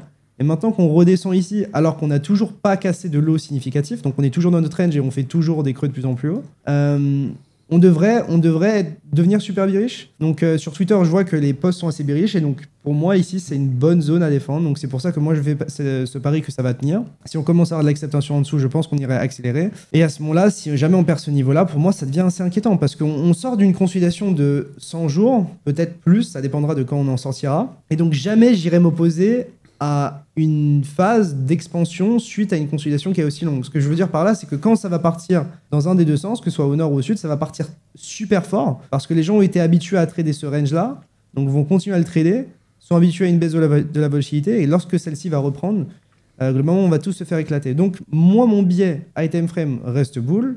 Pour moi, on n'a pas cassé de supports qui sont significatifs et donc c'est pour ça que je tente ma chance ici. Et mon objectif, il est pas sur la borne haute du range, il est tout simplement sur un ATH, donc au-dessus des 74 000 $, et après, ensuite, 80 000, 90 000, etc. Donc peut-être que je suis absolument fou, et peut-être que ça va être le début de quelque chose d'assez néfaste pour nous. Mais ma vision du marché, voilà, c'est qu'on est dans ce range, que j'ai plus envie de trader les bornes rouges et vertes, et que ici, c'est la dernière localisation assez intéressante à défendre si j'ai pas envie de défendre cette zone verte ici. Donc comme j'expliquais, dans le cas où le range casse par le bas, Pour moi, la première target ici, c'est les 51 000 $, à savoir les 38% de retracement de toute la hausse, mais aussi la reload zone acheteuse de toute cette hausse ici. Donc, si on prend ce mouvement ici de hausse, donc entre les 38 000 $ et les 74 000 $, on voit que ici, c'est la reload zone et qui est alignée derrière avec les 38% de retracement de toute la hausse. Pour moi, ça, c'est un des premiers objectifs si jamais on dump. Si jamais on pump, derrière, ça va être des chiffres assez psychologiques. Donc, franchement, pas trop de neuf. Moi, je trouve que, évidemment, c'est assez inquiétant de voir Bitcoin autant en galère. Surtout qu'on a un S&P qui continue de faire des all-time high, qui a de la force. Et donc, c'est assez inquiétant dans le sens où si jamais on a un S&P qui se casse la gueule, que deviendrait le Bitcoin? Mais actuellement, je prends ce pari parce que si je suis bull, c'est actuellement une des seules localisations que je me vois défendre. Donc voilà un petit peu pour BTC. De même si on dump, je pense que je serai acheteur. Dans tous les cas, j'essaierai pas d'acheter avant les 51K. C'est ce que j'explique ici. Si jamais on casse la borne basse du range, je m'attends à... Voilà. Mais pour moi, voilà, tous ces highs ici qui n'ont pas été chassés, ça ne ressemble pas à un top. Personnellement, je n'y crois absolument pas. Et c'est aussi pour ça que je cherche des longues, tout simplement. De mon côté, j'ai majoritairement de l'Ether en spot. Et l'Ether se profile bien et se comporte plutôt bien. Puisque, en fait, on voit tout simplement un Ether réagir enfin contre BTC. Donc, je vous en parlais depuis un bon petit moment. Mais voilà, pour moi, sur Ether, on avait ce niveau ici en vert à absolument défendre, qui est un niveau en mensuel. Et on a vu dernièrement qu'on l'avait réutilisé en tant que support. Donc moi, j'ai envie de voir Ether garder de la force contre BTC, surtout que, a priori, le 2 juillet, 2 à 4 juillet, on aurait le listing des ETF spot Ethereum. Donc, c'est la parole d'experts de Bloomberg. C'est ces mêmes experts auxquels on a fait confiance pour les ETF Bitcoin. Hein. Donc, voilà, ils avaient plutôt raison sur le timing et sur plein de choses qui sont produites. Ça ne veut pas dire qu'ils ont nécessairement raison, mais la ICC avait demandé tous les retours sur les dossiers S1, qui est donc la dernière pièce à valider pour avoir des ETF tradables. Donc, ils ont tout demandé pour la semaine dernière, ou cette semaine, je crois. Ils ont tous mis à jour leurs demandes, et donc on devrait avoir une réponse de la SEC assez rapidement. Et eux s'attendent à un listing de ces ETF le 2 juillet. Donc, ça m'étonnerait de voir un Ethereum s'affaiblir face à BTC alors qu'on va avoir enfin une réponse sur les inflows et que je pense que le marché va vouloir anticiper, sachant que c'est dans une dizaine de jours. Si on regarde Ethereum et on regarde le 2 juillet, 2 et 4 juillet, c'est ces lignes rouges ici. Donc, ça va arriver extrêmement rapidement. Donc, moi, je ne me vois pas vendre mes Ethereum avant le listing. Par contre, la réaction qu'on va avoir au moment du listing et à partir du moment où ces ETF vont être tradables, va être très intéressante parce que ça va, je pense, nous donner une information sur l'intérêt qu'il y a pour Ethereum, etc. Alors évidemment, il faudra le voir sur plusieurs semaines, plusieurs mois pour voir à quel point les institutionnels ont de l'intérêt. Mais ce que j'expliquais, c'est que je pense qu'il y a un monde où, en fait, pas mal de fonds et d'investisseurs professionnels décident d'allouer une petite partie de ce qu'ils ont mis dans Bitcoin dans Ethereum pour être un minimum diversifié et avoir davantage de diversification dans l'asset class crypto. Donc c'est pour ça que je m'attends à des inflows sur Ethereum. Dans tous les cas, on peut s'attendre à des inflows qui sont assez faibles par rapport à BTC. Faut pas oublier que Ethereum c'est 18% du marché, BTC c'est 55%, donc c'est à peu près 3 fois moins que BTC. Donc on pourrait s'attendre à des inflows, je pense, 3 à 4 fois plus petits que Ethereum. Mais si on a une partie des inflows qui étaient dans BTC qui switch à court terme, au moins sur Ethereum, je pense que ça peut donner pas mal de force. Donc, on verra. Pour l'instant, j'ai pas vendu mes Ethereum. Je reste comme ça. Et jusqu'à maintenant, surtout, Ethereum a surperformé la majorité du marché, puisque Ethereum a surperformé BTC dernièrement, depuis le 12 juin, et plus globalement depuis le 16 mai, suite à la news comme quoi la SEC allait probablement approuver les ETF. Et si on regarde contre Solana, Solana sous-performe Ethereum, Ethereum surperforme Solana. Voilà. Donc, dans mon malheur, ou en tout cas dans notre malheur, avec un marché qui est relativement faible, qui est ralenti, etc., j'ai réussi à optimiser... On entend pas mal dans le clavier. On a réussi à optimiser cette baisse, et donc pour l'instant, je reste majoritairement en Ethereum. Et là, on va parler de quelque chose qui fâche. On va parler des altcoins. Donc les altcoins, franchement, c'est chaotique, et c'est même assez inquiétant. Alors, lorsque c'est inquiétant, qu'on a peur, etc., c'est souvent les moments où on a des opportunités. Mais pour vous parler des altcoins en règle générale, donc ici j'ai pris le total 3 et j'ai exclu les stablecoins et je l'ai divisé par BTC pour avoir les altcoins vs BTC. Et qu'est-ce qu'on voit? On voit qu'on fait quasiment un plus bas. Et ce serait le niveau le plus bas qu'on ait atteint depuis le 15 mars 2021 en paire BTC. Donc vraiment les alts face à BTC se font détruire. Et je ne vois pas l'intérêt de s'exposer aux alts si c'est pour sous-performer BTC. Franchement, ça donne pas très envie. Ça fait peur ce que tu nous racontes là. Hein. Ça fait pas très envie. Faudrait voir les alts vs Ethereum aussi. Les alts vs Ethereum, ça ressemble à ça. Donc, assez intéressant. Mais voilà, globalement, les alts en chient. Si jamais on a davantage de 100 et que derrière on récupère le range, c'est quelque chose qui m'intéresserait puisque je pense qu'on peut avoir une capitulation ici. Mais actuellement, voilà, on voit que les alts, c'est tout petit. Et j'ai un chiffre qui est effarant à vous montrer. C'est que j'ai regardé donc Overs sur TradingView. Overs, c'est un indice sur TradingView qui représente la capitalisation totale du marché des cryptos en excluant le top 10. Donc c'est tout ce qui est au-delà du top 10, quoi. C'est tout ce qui est en dessous du top 10, quoi. Donc le top 10, actuellement, c'est... Et bah, tout ce qui est en dehors du top 10, ça représente 10% du marché crypto. Donc en fait, tu as 90% de la capitalisation du marché crypto qui est dans le top 10. Et tout le reste, ça représente 10%. Donc c'est-à-dire que là, dans vos altcoins, actuellement, ça représente... Enfin, vous pariez sur une partie du marché crypto qui ne représente que 10% du marché. Donc c'est tout petit, mais si on prend du recul, en vrai, long terme, ça continue d'augmenter. Et c'est pour ça que je vous ai tracé deux choses. À la fois, quand ont eu lieu les halvings, pour vous montrer à quel point, bah, en fait, ça a tout simplement augmenté systématiquement après chaque halving. Mais surtout, je vous ai mis en bleu les reload zones acheteuses. Donc les reload zones acheteuses, c'est quoi? C'est les localisations à défendre si on est bull dans une tendance haussière. C'est-à-dire que si on est dans une logique où on fait des creux de plus en plus haut, et des sommets de plus en plus haut, bah en fait, on va vouloir défendre les derniers creux. Le dernier creux significatif, donc celui du dernier cycle, il se positionne ici. Donc si on prend toute cette hausse et qu'on trace notre île de zone acheteuse ici, et qu'on pense que les altcoins vont peut-être, en tout cas, tout ce qui est en dehors du top 10 va continuer à gagner de la force par rapport au reste du marché, etc. Ici, ça fait une zone assez intéressante à défendre. Et on l'a retesté. On est de retour de nouveau ici. Donc entre globalement les 8 et les 10% de capitalisation du marché crypto. Et donc, est-ce que c'est maintenant que j'ai envie d'acheter des alts?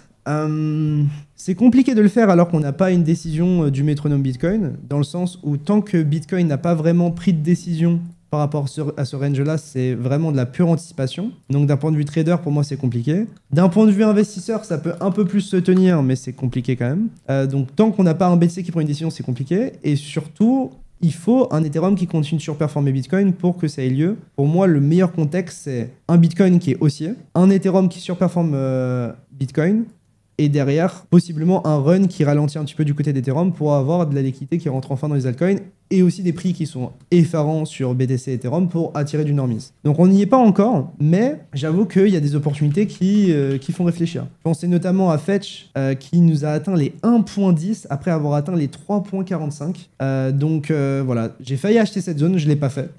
Mais par exemple, quand on a des jetons IA qui partent à la verticale et qui se prennent des moins 60, moins 70, moins 85%, alors qu'on a un marché qui est toujours haussier pour le moment sur BTC, et que je pense que cette narrative n'est pas finito, enfin en tout cas je pense qu'il y a encore un peu de jus à tirer, bah en fait ça devient assez intéressant. Donc pour l'instant j'ai pas réalisé d'achat, mais c'est justement dans ces phases de souffrance où vraiment on descend genre en ligne droite que bah, je me dis qu'il y a des opportunités. Donc là je parlais de FET, mais il y en a d'autres. Pour autant il n'y a pas 10 000 coins qui m'intéressent, tu vois. Et même dans les grosses caps, si on regarde même les grosses caps type Solana, on voit que bah, pour l'instant, c'est que de la souffrance. Et même si tu regardes un Solana, je me rendais pas compte des retracements, mais sur un Solana, on a retracé déjà de 40% depuis le top. Bien sûr. Enfin, 38%. Les alts, ça dégomme. Hein. Donc, bon, des retracements comme ça, on en a eu par le passé. Hein. On a eu même, je me rendais même pas compte. En 2021, on a eu un retracement de 70%, enfin, on a fait un moins 70% sur Solana. Donc, comme quoi, tout peut arriver. Mais voilà, personnellement, je suis pas prêt de m'exposer à des alts tout de suite. Je pense qu'on peut avoir encore plus de souffrance. Et je suis prêt à acheter un peu plus haut si jamais BTC prend une direction et qu'on a un Ethereum qui est toujours en forme. Donc voilà, pour l'instant, mon play se fait pas trop sur les altcoins. Mais si vous n'aviez aucun altcoin, vous étiez en full stable, etc., et qu'il y a vraiment des trucs dans lesquels vous avez pas mal de conviction, je vous dirais au moins de mettre des ordres limites, je sais pas, à 10, 20, 30% en dessous. Parce que c'est ces phases de souffrance que vous avez envie d'acheter tant qu'on est dans un marché aussi. Solana, je sais pas si tu te souviens de ce que je disais. Je disais que pour moi, la seule zone qui était importante et celle à casser, c'était le niveau orange. Si on le cassait, je pensais qu'on allait chercher la zone rouge. Et si la zone rouge était atteinte, je pensais qu'elle allait se faire dégommer parce qu'elle n'était pas assez significative. Et pour le coup, tout ce qu'on a fait, c'est rejeter sur la zone orange pour l'instant. Et là, Léo, ça short ou ça long en général? Tu sais, tu as des interfaces qui te permettent de voir un peu... Ouais. Bah en fait, d'un point de vue order flow, donc d'un point de vue données sur les derivatives, etc., on est arrivé sur des niveaux qui sont assez choquants. Donc... Okay. Je vous montre pas mal de trucs. Je vais juste supprimer quel truc pour que ce soit plus clair. Ça, je peux le supprimer. Voilà. Donc, en fait, sur le premier indicateur, vous avez le funding rate qui est... alors, je vais juste mettre nos cams sur le côté. Voilà. Vous avez le funding rate ici qui est exprimé en pourcentage. Donc, en gros, actuellement, sur BTC, en moyenne, si je long, je suis payé à être long. Parce que, en fait, le prix du spot est supérieur au prix des dérivés. Donc, en fait, il y a tellement de gens qui sont agressifs à la vente que le prix des dérivés passe en dessous du spot. Et ça arrive très rarement. en tout cas, que le funding soit négatif, c'est pas arrivé à de nombreuses reprises, quoi. Donc les gens ont envie de shorter. En bull market. Là, ça short. Donc, là. en soi, les gens sont beaucoup moins optimistes. Et je pense que d'un point de vue vendeur, on est sur de la vente quand même qui est relativement agressive. Donc ça, c'est le funding, donc qui est le mécanisme où on va payer des frais à intervalles réguliers sur les dérivés. Et en bas, c'est la différence tout simplement en pourcentage entre le spot et les dérivés. Et là, on voit que les dérivés sont en dessous du spot, donc c'est pour ça que c'est en rouge. Et donc là, on voit qu'on est de retour sur des niveaux qu'on avait atteints ici avant le run. Sur cette phase-là, on était dans le rouge, donc avec du dérivé qui était en dessous du spot. Et sur toute cette phase-là aussi, on était sur du dérivé qui était en dessous du spot. Et par le passé, alors je peux regarder un peu plus, par le passé, c'est pas arrivé à de nombreuses reprises et systématiquement, c'était des opportunités. Alors, c'est facile de dire que c'était des opportunités puisqu'on a eu quand même un an et demi de hausse, quoi qu'on en dise. Et ces phases-là, on peut y rester longtemps. On peut rester longtemps avec du dérivé qui est en dessous du spot, mais en bull market, c'est plutôt rare que ça arrive, quoi. Donc là, ça montre que vraiment, je pense qu'on a pas mal de gens qui sont assez agressifs, qui se positionnent. Et ce qui est assez marrant, c'est que j'ai vraiment la sensation que, en fait, on avait tout le monde de bull en haut du range, et que maintenant, vu que tout le monde s'est pris une baisse et a peur que ça descende beaucoup plus bas, c'est mon sentiment, peut-être que voilà. J'ai l'impression que tout le monde essaye de se rattraper et tout le monde se dit ça va descendre plus bas et tout le monde se met à short et tout le monde commence à devenir agressif à la vente. Donc ce qui me fait penser actuellement, encore une fois c'est agressif de dire ça, c'est assez clivant parce que vu la localisation on va avoir une réponse rapide dans un sens ou dans l'autre, mais je pense que même si on devait casser par le bas, je pense qu'il y a un monde où on va rebondir au moins pour chasser pas mal de shorts parce qu'en fait si on regarde même sur les futures, alors ça veut pas systématiquement dire qu'on va les chasser, mais si on regarde sur les futures, des zones à chasser, donc des zones où on a des highs qui n'ont pas été chassés ou des lows qui n'ont pas été chassés, il y en a quand même beaucoup plus au nord qu'au sud. C'est ça que j'expliquais dans mes dernières vidéos, c'est que en fait, entre ici et ici, on a globalement rien à chasser. Ce qu'on doit chasser en soi, c'est sous les 61K. Donc c'est pour ça que je disais que je me positionnais ici, c'est parce que si jamais on commence à enfoncer plus bas, c'est qu'il y a vraiment volonté d'aller chercher les 61K. Et dans ma tête, c'est la bande basse du range, donc possiblement de pousser bien plus bas. Or, sur toute cette baisse, on a laissé pas mal de choses qui, à mon sens, doivent être chassées. Ça, par exemple, même ici, par exemple, même ici. Donc en fait, sur toute la baisse, j'ai pas senti les vendeurs mis en danger. Et c'est pour ça que moi, ça m'étonnerait pas que on a eu un changement totalement de sentiment qui passe donc très bearish. Et donc ce soit peut-être le moment de rebondir et d'enfin piéger pas mal de monde. Et ce que je te montre sur BTC, en réalité, on l'a aussi sur Ethereum. Et sur Ethereum, c'est encore plus impressionnant parce que pour moi, on a énormément de liquidités qui s'approchent ici. C'est-à-dire qu'ici, on a fait un high, deux highs, trois highs qui étaient tous super proches et qui n'ont pas été chassés. Alors que du côté long, on a chassé une fois, deux fois, trois fois, tu vois. Donc, ce que ça montre, c'est que c'est un marché faible, etc. Mais le marché a rarement tendance à donner raison à beaucoup de monde d'un coup. Et j'ai l'impression que si on descend tout de suite maintenant en ligne droite, on risque de donner raison à des shorters agressifs qui pourraient se faire squeeze et sortir pour derrière mieux dump si jamais on voulait dump. Donc voilà, là vraiment mon observation, c'est que on est sur une des zones pour moi les plus importantes à défendre. Même si graphiquement on dirait pas parce qu'on est dans un range et qu'on a tendance à trader les bandes du range, pour moi si c'est une zone assez importante.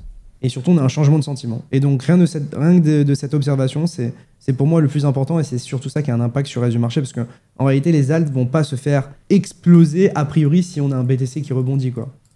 Donc voilà un petit peu ce que je regardais moi en ce moment. Je regarde surtout BTC et Ether, honnêtement. Un petit peu de Solana. Mais tout le reste, ça m'intéresse que très peu. Voilà. Je perds de l'argent sur mes positions sur les dérivés en ce moment. J'espère que ça changera. Et j'espère que ça vous aura donné une vision un petit peu d'ensemble du marché.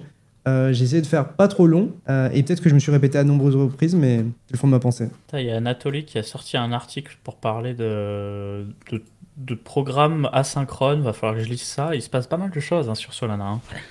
C'est vraiment impressionnant. Excusez-moi pour la parenthèse. Ouais, et au niveau des alts, on a Ondo qui a quand même plutôt bien tenu par rapport à beaucoup d'autres. Si on regarde sur les 7 derniers jours, il n'y a pas grand-chose qui a performé. Il y a surtout Pendle, ouais. Et sinon, tout le reste, c'est down en fait. Mis à part Pendle, tout ce qui est up, c'est du stablecoin. Ouais, mais ouais, en gros, le top real world asset qui tient, Ondo, Pendle. Et encore Ondo a pris un peu quand même. Moi, c'est Pendle qui m'a vraiment impressionné. Pendle, t'as l'impression qu'il est pas dans le même marché que les autres. Et moi, c'est un peu ce que je surveillais en 2020-2021 et c'était un petit peu, c'est un petit peu ce qu'on voyait sur Solana à l'époque. Des trucs qui sont vraiment décorrélés du marché ou en tout cas qui ont beaucoup de force, qui tiennent, etc. Donc, des actifs qui tiennent et qui sont forts, il n'y en a pas 10 000. Je peux peut-être regarder sur les 2 dernières semaines qu'est-ce qui a le mieux perf dans le top volume. Peut-être dans les large caps, ce qui a le mieux performé, c'est Ton, pour les 2 dernières semaines. TRX, mais tout le reste est en performance négative. Si on regarde sur les middle cap, Lido, et après tout le reste en performance négative. En small cap, Pendle, ouais. Pendle qui ressort, mais tout le reste sinon en négatif. Avec Stark qui a pris extrêmement cher. Ah, gars. Mais je me dis que, voilà, par exemple, moi je disais Stark ça m'intéresse pas au-dessus $1. Et je pense que bon, si jamais on croit à Starknet, etc., et qu'on a envie de s'y exposer, je pense que on va se rapprocher de valorisations qui sont beaucoup plus saines. Genre pour moi, un Stark à entre 20 et 50 centimes serait moins déconnant que ce qu'on a eu à $2. Quoi. Ouais. Donc voilà, c'est le genre de truc Et du que coup, je cherchais. mais voilà, par contre, tu dis expressément que ça peut encore fondre comme le sucre. Ouais, bah en fait, c'est pas une priorité pour moi de me positionner sur Starknet, à part si je vois vraiment quelque chose d'aberrant et que je me dis que j'ai potentiellement une opportunité. En fait, je me dis que même si Stark regagne de la force, il y aura probablement d'autres trucs qui vont regagner beaucoup plus de force. Ou en tout cas, qui vont beaucoup mieux rebondir. Ouais. Moi, j'ai été surpris à quel point zk-Sync a été peu valorisé. Mais après, c'est juste l'ensemble du marché qui est à dump. Mais voilà, zk-Sync, on est à 3,6 milliards de FDV. Pour moi, c'est déjà un peu plus raisonnable. Quoi. D'ailleurs, j'ai vu que Elrond était sorti du top 100, chaque bar. Ah ouais. Ah, il a réintégré, mais il est 99. Ouais. Donc voilà, hein, franchement, les potes, moi, en ce moment, je regarde peu les âges, je regarde surtout BTC et Ethereum, c'est ça qui va vraiment avoir un impact sur le reste du marché. Et puis, une fois que je serai un peu plus serein sur la suite, ou du moins que j'aurai plus de confirmation, à ce moment-là, je me positionnerai sur les alts, ou à part si j'ai vraiment des bons deals, etc. Mais là, actuellement, j'ai peu de liquidités à déployer sur le marché, et mon focus, c'est vraiment Ethereum. Ah, mais c'est bien, c'est bien. On attend de la force sur Bitcoin et les alts. Et si on l'a pas, et ben écoute, on continuera de se pendre virtuellement, mais on est là quand même. Ouais, après le truc c'est que je me dis les gens qui ont pris vraiment cher dernièrement, c'est surtout des gens qui sont full alt et pour moi, comme j'expliquais sur les dernières semaines, derniers mois, en fait avec les ETF Bitcoin et Ether, c'est les seuls cryptos sur lesquels on est sûr ou en tout cas qu'on anticipe d'avoir une pression acheteuse qui va être continue, a priori, ou en tout cas sur lequel il pourrait y avoir de la demande plus facilement. D'autant plus que c'est pas des trucs qui vont bouger et c'est des trucs que si jamais la crypto réussit, eux vont réussir aussi. Donc c'est pour ça que moi je me suis surtout exposé à ces major caps dernièrement, c'est parce que dans un marché où il y a de l'incertitude, c'est peut-être ceux dans lesquels il y a le plus de certitude. Ouais, bah et c'est pour ça que les alts en pâtissent, c'est parce que les gens savent, tu vois, ils se posent beaucoup de questions, ils commencent à paniquer et ils se rendent compte qu'il y a pas mal de bacs qui se verraient pas hold indéfiniment, alors que BTC et Ethereum, c'est que tu vas hold en premier quoi. Qu'est-ce que je voulais dire? Je l'ai perdu. J'étais en train de lire un message super sympa qui disait que le top 100 bougeait beaucoup. Tout à fait. Mais ouais, ici, ce que je voulais dire, bah, en fait, tu as investi un peu comme un bon père de famille, comme on dit. Un peu. Alors, j'ai quand même pris bien sur Solana, tu vois. J'ai quand même fait 20 à 170. D'ailleurs, j'ai regardé, j'ai TP à 180, un truc comme ça. Enfin, j'ai mis en Ether à ce moment-là. J'ai mis en rouge le moment où je suis passé en Ether. Bah, tu vois, moi, je me dis un truc, c'est le frérot. 21 à 18h. Et le 21 à 18h, on était... Bah, le 21 à 18h, c'est exactement le moment où le marché a commencé à se casser la gueule sur Solana. Parce qu'en fait, il y a juste trop d'argent. En fait, pourquoi Solana baisse? Je pense qu'il y a trop d'argent sur Solana qui rotate sur Ether, en fait. Et la retourne va tourner, les gars, vous inquiétez pas, mais c'est juste que...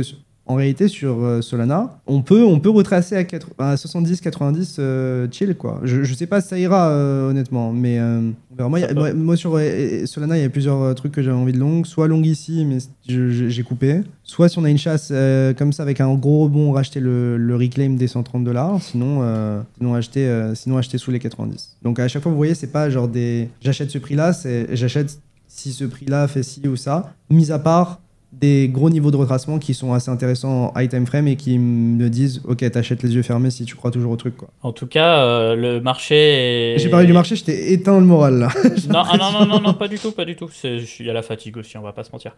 Le marché est quand même moins sexy sans un FBS et un CZ. Ah, c'était le divertissement. Après, on a eu GCR oui, et on a des petits bouts de divertissement, Shelly. mais tu vois, 2021 avec des Stylino Deep et des SBF qui nous fait un trade par jour pour raconter sa vie en mode philanthrope, c'était le feu, tu vois. Les gens, ils étaient fous.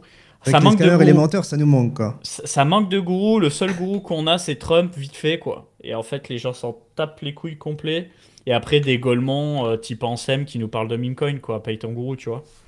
Ouais, moi, sincèrement, comme je l'expliquais, je fais une mini newsletter pour Bitpanda et du coup, ça m'aide à mettre les choses un peu à plat et à l'écrit. Mais en vrai, si tu regardes et que tu prends du recul, les politiques et les régulateurs n'ont jamais été aussi pro-crypto, ou en tout cas n'ont jamais pris autant de décisions dans le sens des cryptos.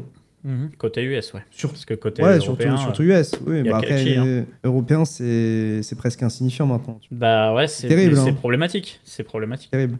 Mais en tout cas, je pense que fondamentalement, on a plein de bonnes news en fait. C'est juste que voilà, le prix se casse la gueule, du coup, ça nique le moral de tout le monde. Mais je pense des moments où on met le doute à tout le monde, c'est assez intéressant. On verra, hein. Moi, comme j'expliquais, pour moi, il y a moyen qu'il y ait un gros rebond sur cette zone verte ou cette zone bleue en fonction de mon graphe. Hein, mais c'est ce que j'essaye de jouer. C'est ce que j'essaye de jouer. Les gens bearish, les gens qui en peuvent plus, etc. Et un rebond pour derrière repartir. En tout cas, c'est ce que je joue. Peut-être que je perdrai de l'argent. Probablement. Ah, bien. Voilà, bah écoutez les potes, je pense qu'on a été assez complet. J'espère que vous avez kiffé cette émission. 2h15 de live. Ouais, c'est On pas était mal. en forme cette fois-ci. J'ai pris pas mal de notes cette semaine. On est C'était pas bien mal. hein, ta partie, c'était vraiment lourd. Je kiffais. On est pas mal. Nous, le Media Coin Academy, ça continue de tourner du feu de Dieu. Donc tout roule. On va essayer de continuer de trouver des bons trucs. Moi, je me suis noté des lectures, tu vois. Ma nouvelle routine, là, c'est d'aller sur le site de Delphi Digital et de lire les rapports gratuits. Parce qu'il y a des trucs sympas. Je vais aussi lire les rapports payants de Messari. Je regarde un peu Binance Research. Mais il y a En même fait, plein de fonds d'investissement, de VC qui Ouais. ont des thèses ou même des docs qui sont intéressants. Je vous dis pas de croire ce qu'ils vous disent, mais d'au moins le considérer et de faire une sorte d'agrégation de tout ce qu'ils disent et surtout de gens qui sont assez éduqués et qui ont du temps et qui payent des gens à temps plein pour faire des recherches sur la crypto. Autant en profiter, quoi. Donc, le mec, il a dit, je passe à la télé, les frères. Mais voilà. Bon, en tout cas, prenez soin de vous, plein de bisous. Vous prenez pas trop la tête avec le marché. Et de toute façon, nous, on se retrouve dimanche prochain. En vidéo dans la semaine. J'essaierai de vous mettre aussi des petites interviews à gauche, à droite. Je vais commencer à en retourner. Et on se voit à Paris probablement avec certains à l'événement Solana. Et à Bruxelles après pour le THCC. Voilà, plein de bisous les potes. bisous et n'oubliez pas de faire les jambes. Ciao. Tchuss.